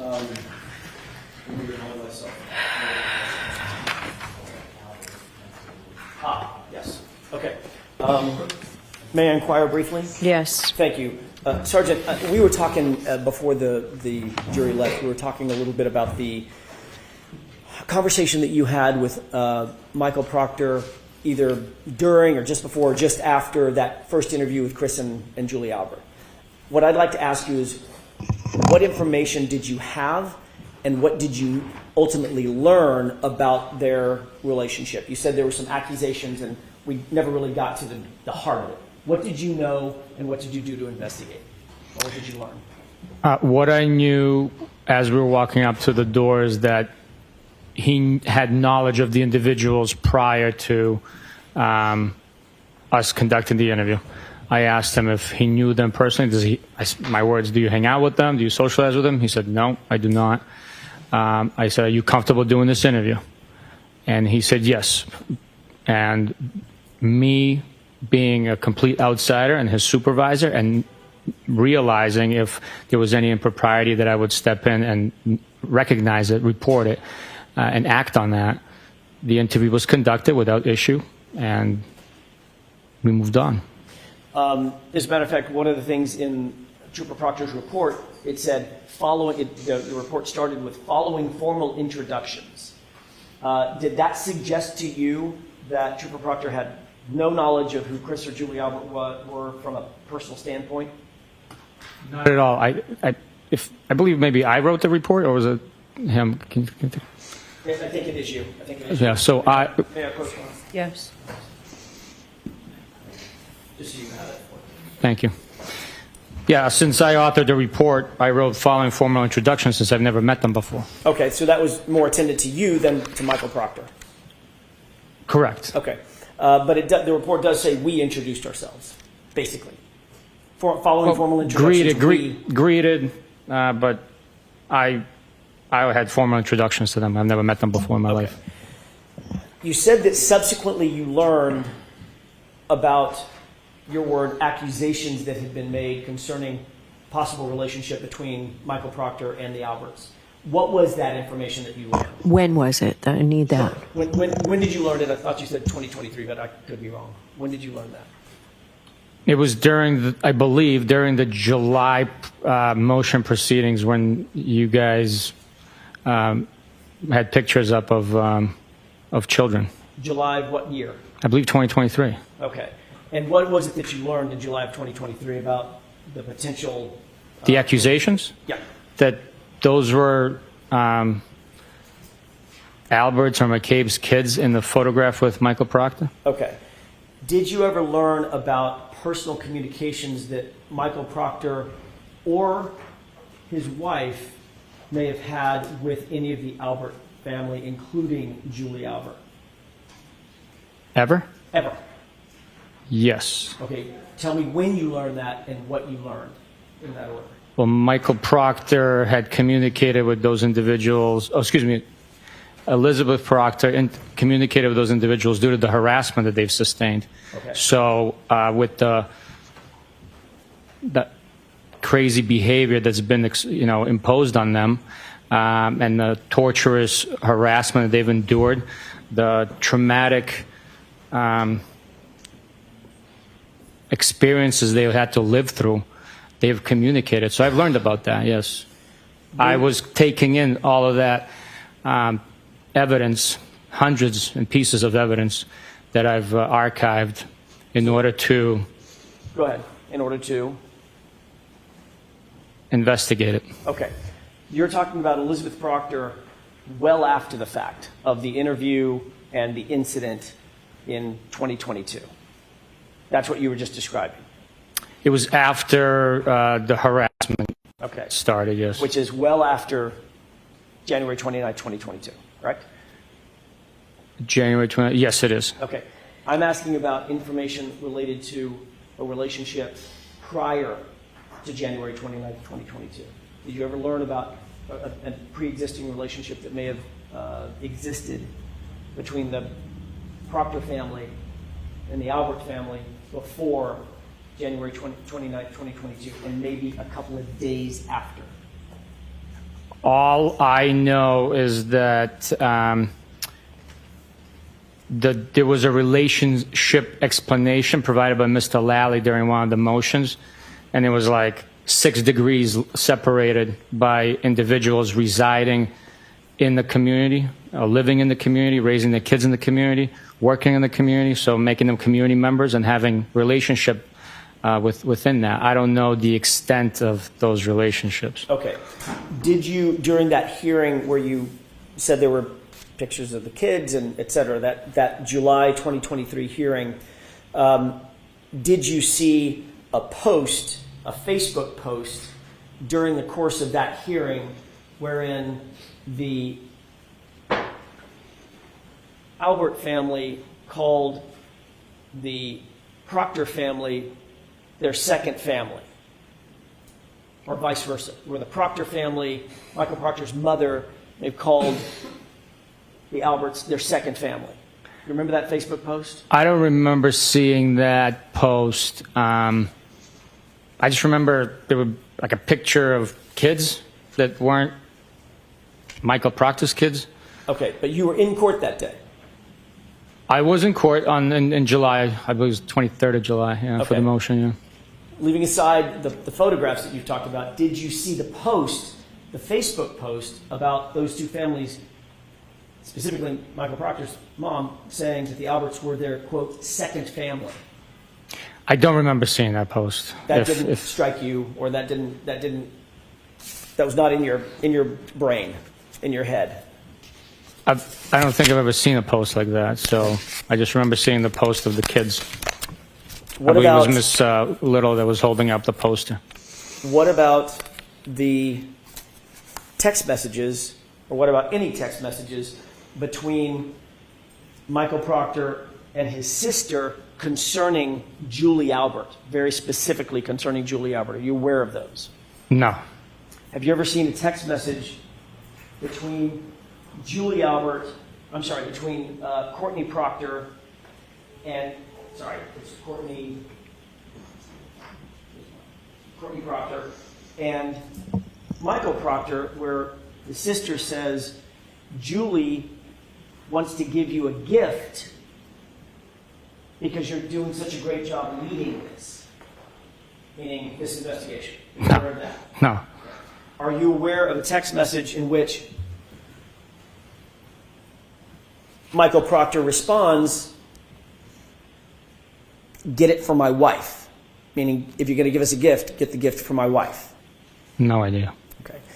Are you aware of a series of text messages between and among Michael Proctor and Elizabeth Proctor in which they talk about, between Michael Proctor and Courtney Proctor, in which they talk about Julie Albert? This is 10 days before the incident, 10 days before January 29th, so mid-January, where they talk about the possibility of Julie Albert babysitting for Michael Proctor and Elizabeth Proctor's kids. I am not aware of those text This is messages. the first you've heard of any of those. Of these text messages? The text messages Yeah. that I'm describing, have you ever heard of any of those? No. Okay. Did you ever talk to or investigate the circumstance of the possibility, even the remote possibility, that Michael Proctor may have had a relationship with the Alberts that you were unaware of? No, I never investigated anything like that. So after your initial conversation with Mr. Proctor, where he said, I know of these people, and you said, is there any issue with you going forward? And he said, no, there's no issue.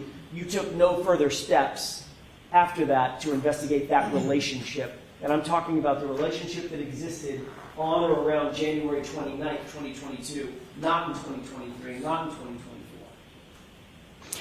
Once Michael Proctor stated that he was comfortable conducting the interview, and I asked him if he was sure, and he said yes, we moved on.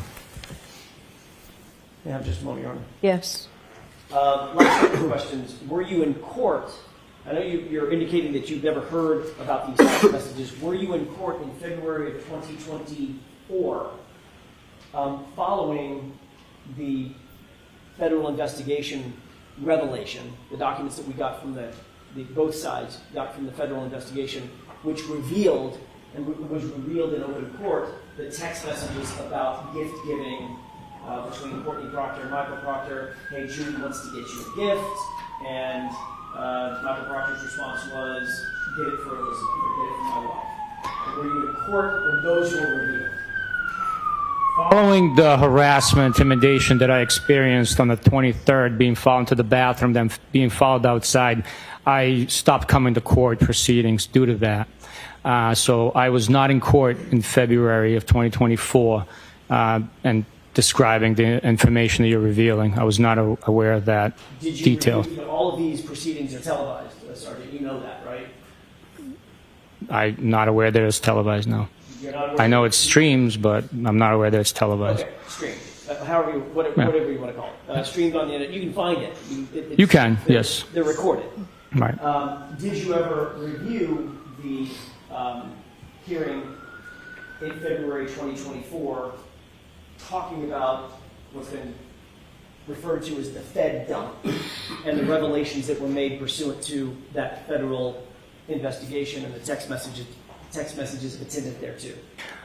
I am aware of a Fed dump. I'm aware that it exists. I was not privileged to any information outside of the information that was revealed to me during the internal affairs investigation. Right. That was the first time I saw documents from that federal investigation. By the way, were you privy to, Michael, there were 3 individuals involved in the investigation, yourself, Lieutenant Tully, and Michael Proctor, is that right? In what The investigation? internal affairs investigation. I'm aware that I was. I know they were as well. I don't know who else might have been involved. I don't know. In terms of your awareness of Michael Proctor's investigation, you're aware, obviously, that he was terminated, correct? I am aware that he's terminated, yes. Did you ever see or were privy to any of the documents or investigative materials associated with his termination as his supervisor? No. So nothing was ever shared with you, the final decision? Other than the documents that he was attached in the text message that I was shown from that investigation, nobody showed me anything of his investigation. Okay, so let's wrap this up. Okay, that was basically all. Okay, all right. Do you want to be heard, Mr. Jackson?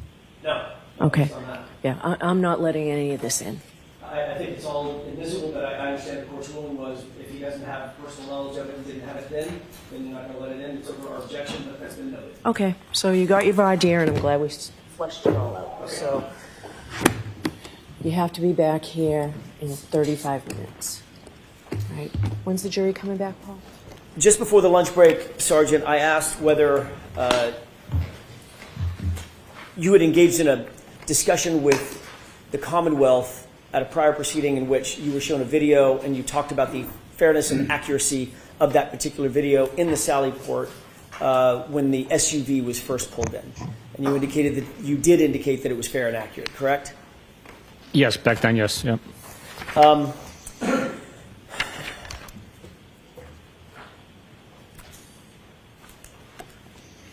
want to play a bit of that video, if I could, please, with the court's permission.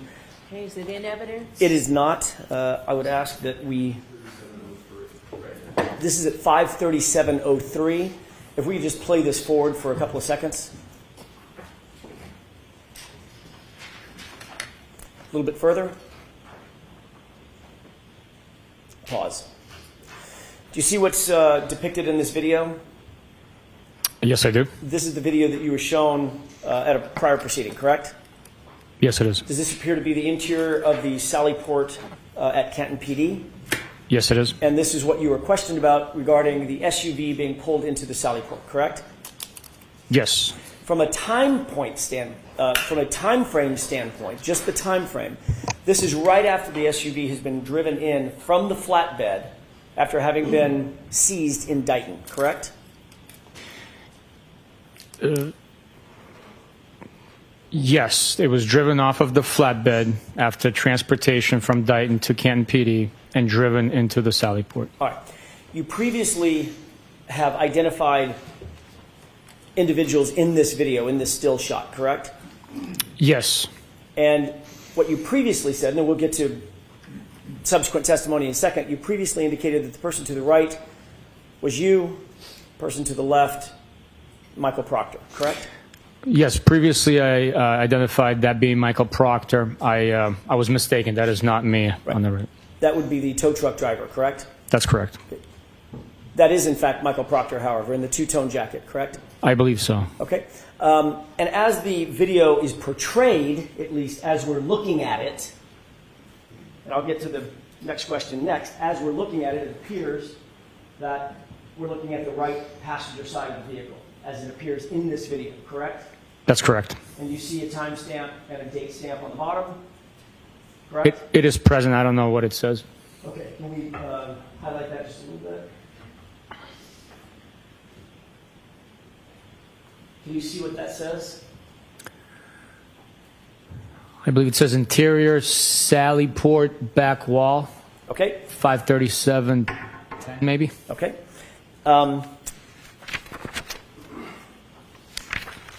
when you indicated that this was a fair and accurate depiction of the interior Sallyport when the SUV was brought in, you were specifically asked whether or not you or Michael Proctor approached or manipulated or touched the right rear taillight area of the vehicle, correct?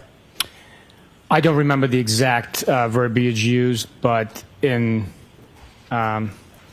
something along those lines, that's what was asked. And you indicated that neither of you did, correct? That's correct. Okay.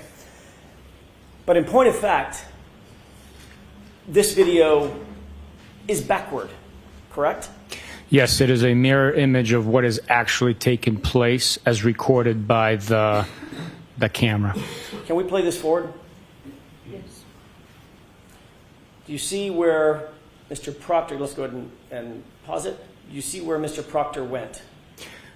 Yes, the video depicts him going to that portion of the vehicle, but we can't tell how close he is. Okay. And the back, from all appearances, importantly, it appears to be the back driver's side, the back left of the vehicle, correct? That's the way it appears, yes. Great. Let's play this forward for a second.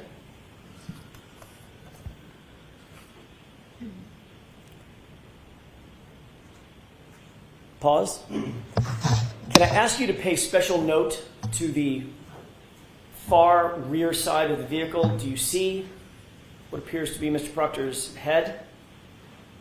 Yes.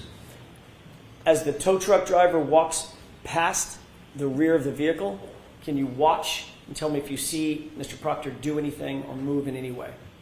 Let's go ahead and play it forward. Pause. Did you see any volitional movement by Mr. Proctor as the tow truck driver moved past him? Yes, it appears if that is his head, it shifted weight. Okay. Let's go ahead and play it forward. Stop. Did you see a person that appeared to morph toward the back of the vehicle? Right there. There is some anomaly there with the footage, so it could possibly be used to describe that what took place. Can you recognize that person? I cannot know. You indicated previously, does that person look large or small in stature? I can't tell. As compared to, for instance, Michael Proctor, whose head you can see above the car. What about this person? Taller, shorter than Michael Proctor? I can't tell from here.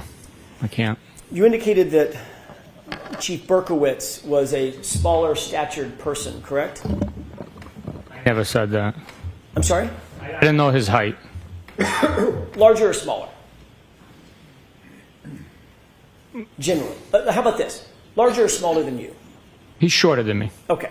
Can you tell whether or not that is Chief Berkowitz? I cannot know. Okay, let's go ahead and play it for him.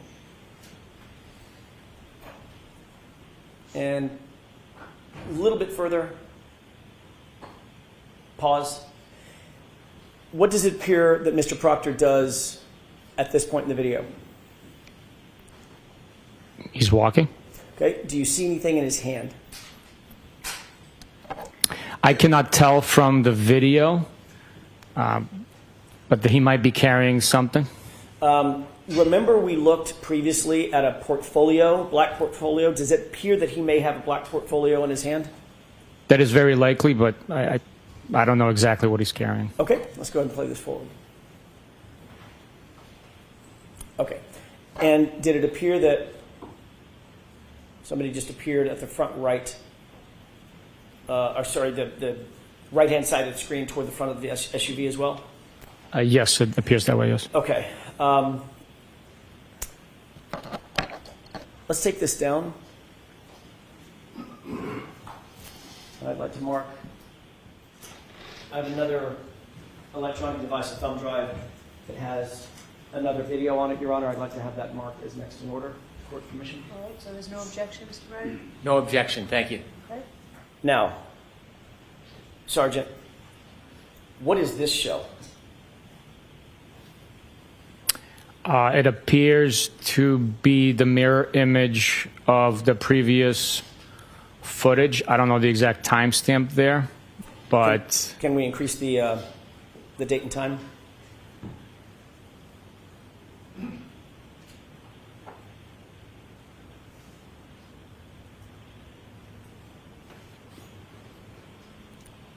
Do you see, can you read the date and timestamp on this Chiron? I cannot know. It's because it's backward, correct? I can't read it. I can't make it out, sir. Can you make it any bigger, Mr. Wolk?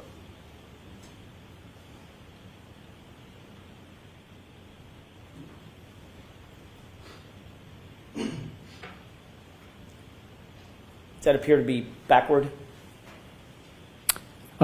Based on me recognizing some of the digits, it does appear to be backwards. Okay, let's look at the whole screen again. Sergeant, let's play this forward for just a quick second.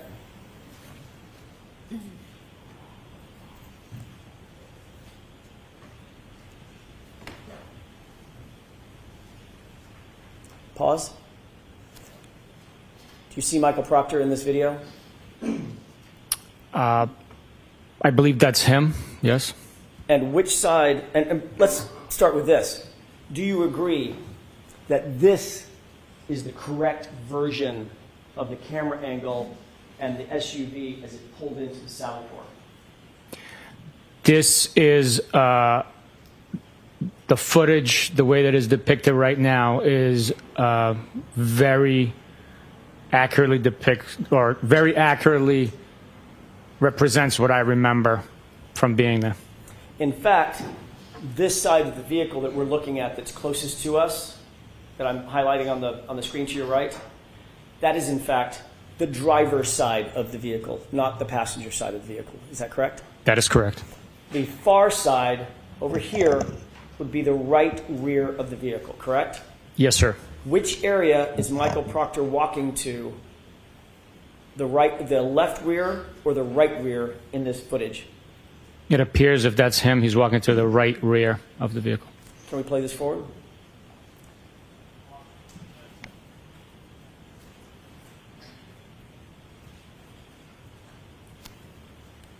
And do you see Mr. Proctor's head above the SUV? Yes. And watch him as the tow truck driver walks by. Did he appear to move? He shifted weight, yes. And it appears that there's another person that showed up in the footage, an anomaly of some sort, walking off screen left to right. Is that right? That's what it appears, yes. Is Mr. Proctor still at the right rear taillight area? He's in that general vicinity, yes. Let's go ahead and play it forward. A little bit further. Pause. Can you see anything in his hand?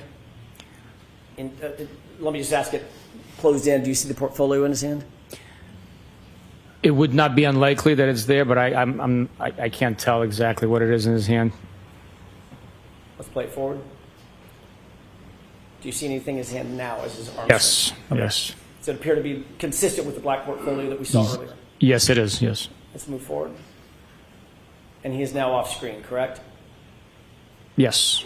So, in point of fact, Sergeant, when you were asked previously whether the prior video fairly and accurately depicted what you recall as it pertains to the SUV and the Sallyport, that was not quite true, correct? Objection. I'll allow it. The way I understood the question is what I'm watching accurately depicts what's taking place. It is. Just because it's a mirror image doesn't mean that it's not recording what the actions and what is transpiring. But you would agree, at least, that the previous video showed exactly the opposite of what was true and correct. Not just a mirror image. What is left is right, and what is right is left. Correct? Status to that form.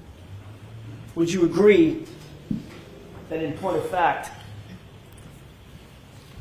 a mirror image video is not a true and accurate depiction of what's depicted in a scene?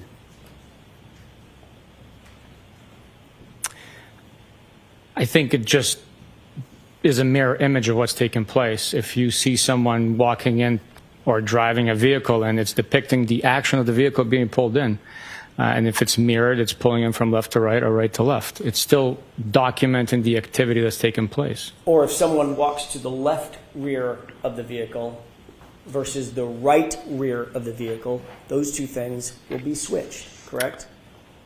That is correct, yes. And you'll agree that the prior video that we showed, that you and I just talked about, the inverted video, appeared for all intents and purposes to show Michael Proctor stay away from the from the right rear taillight, walk all the way around, and position himself to the left rear taillight. You'd agree with that, correct? Objection. Do you agree with that? It appeared that that is what was happening, but he was standing next to the taillight that was already damaged. But in the corrected video, which is this one, it actually shows unequivocally that Michael Proctor walked directly to the right rear taillight portion of this SUV. Correct? I'm sorry, can you repeat that? Sure. In the corrected video, this video here, this unequivocally shows that Michael Proctor walked toward the right rear area of that SUV, where the right taillight is, correct? Yes.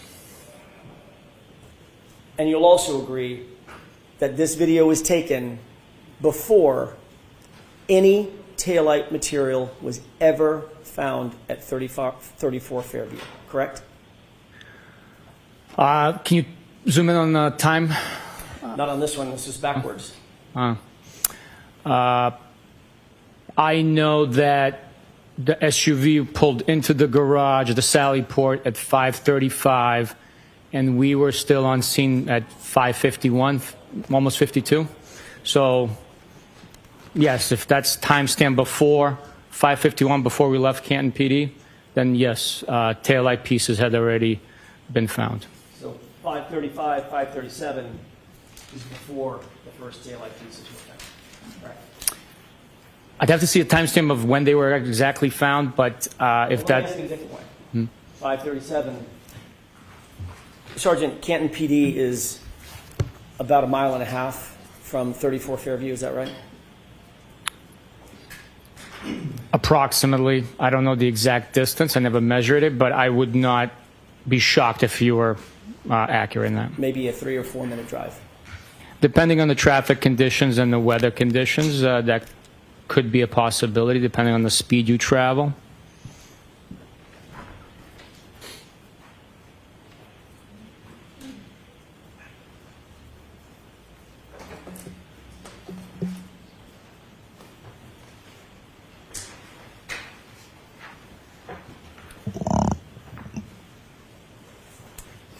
I'm sorry. Your Honor, I have a photograph that I'd like to have marked with the court's permission. If I may approach. Marked for identification. Marked for identification for the time being.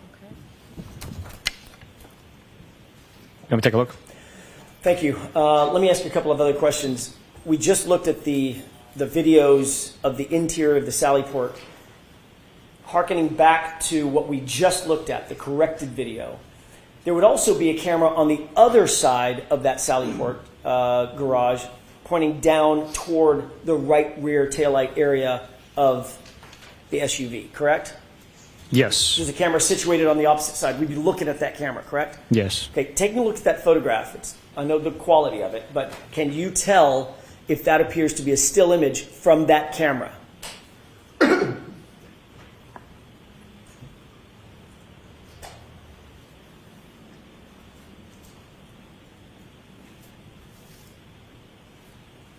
Yes, it appears to be a still image from that video camera. I'd ask that this be moved into evidence, Your Honor. Is there an objection? No objection. Thank you.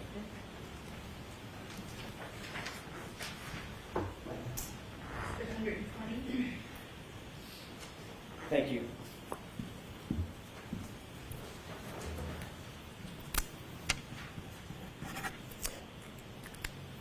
If we could display this for the jurors, Your Honor, just the photograph. Okay. Do you see what's depicted? I know the photograph that you're holding is very poor quality. It's a little easier with this lighting. Do you recognize what's depicted in this photograph? I'm sorry, your laser was bouncing off on the ceiling. I I was trying to apologize. make it easier for you. Yeah. This photograph here. That appears to be the seized SUV belonging to the defendant, with it being situated inside the Sallyport.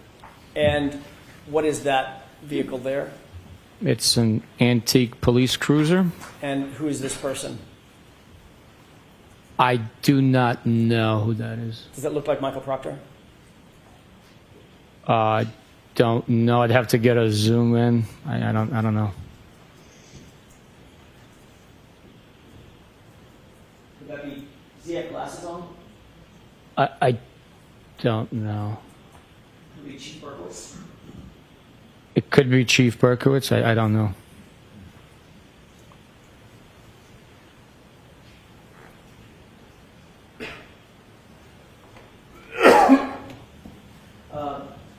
Can you tell me the date that's on the the date and timestamp at the bottom? I cannot. I think I might be able to make it out in the actual photograph you printed out. Could I Okay. take a look at that? Sure. Need the light? Yes, please, Your Honor.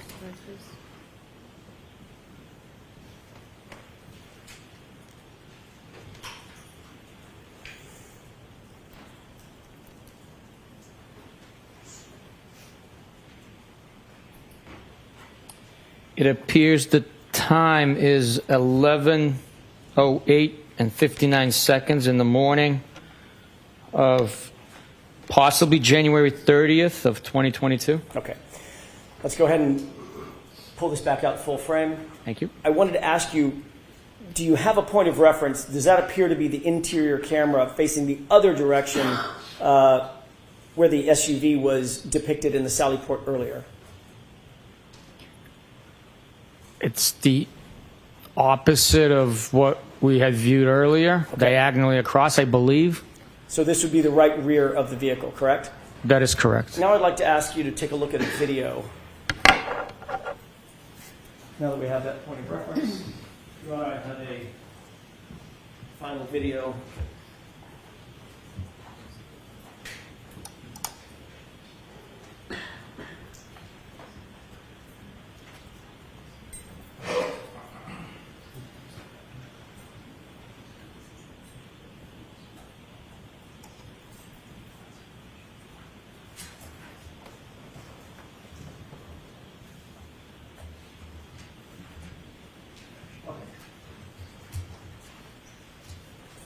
I can have that marked as next in order, Your Honor. As next in order, so there's no objection, Mr. Brennan? I have no objection to that being entered now. Exhibit 121.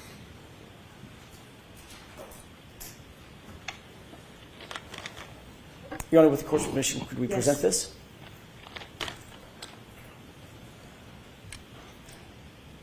Go ahead and play it. Pause. Can you make out, now that that's paused, can you make out what's depicted toward the top of the screen? Yes, it appears to be a distorted image of that antique police cruiser. Okay. And does the area next to the police cruiser appear to be empty? Some snow on the ground? Yes, it does. Actually, yes, it does look that way, yes. Okay. So there's nothing next to the police cruiser, at least at this point, correct? That's what it appears to be, yes. Can we take a look at the timestamp on this document or on this frame? I'd ask you to let the jurors know if you can see what the actual run time is on this. I could see the timestamp. I don't know the runtime, what it's going to be. It's 5:07, 10 or 12, something like that? That's the 5:07? timestamp, yes. Okay. Yes, PM. Now, if we could just play this forward, go back to full screen.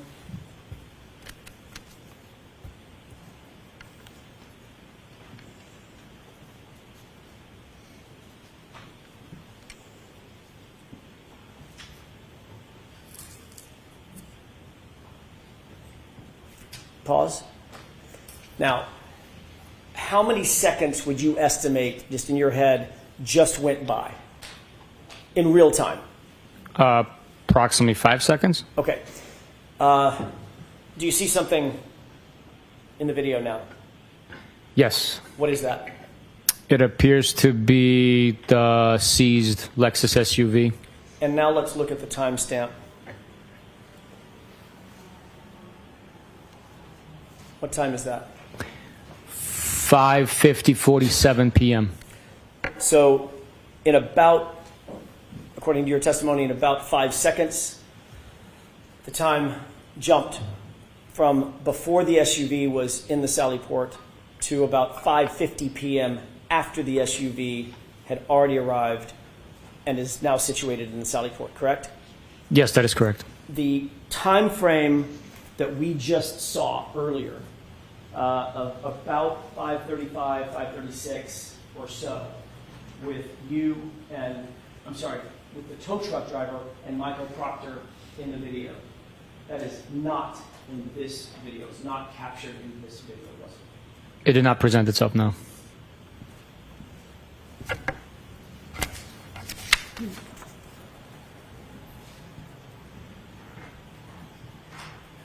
That's all I have now. Mr. Brennan?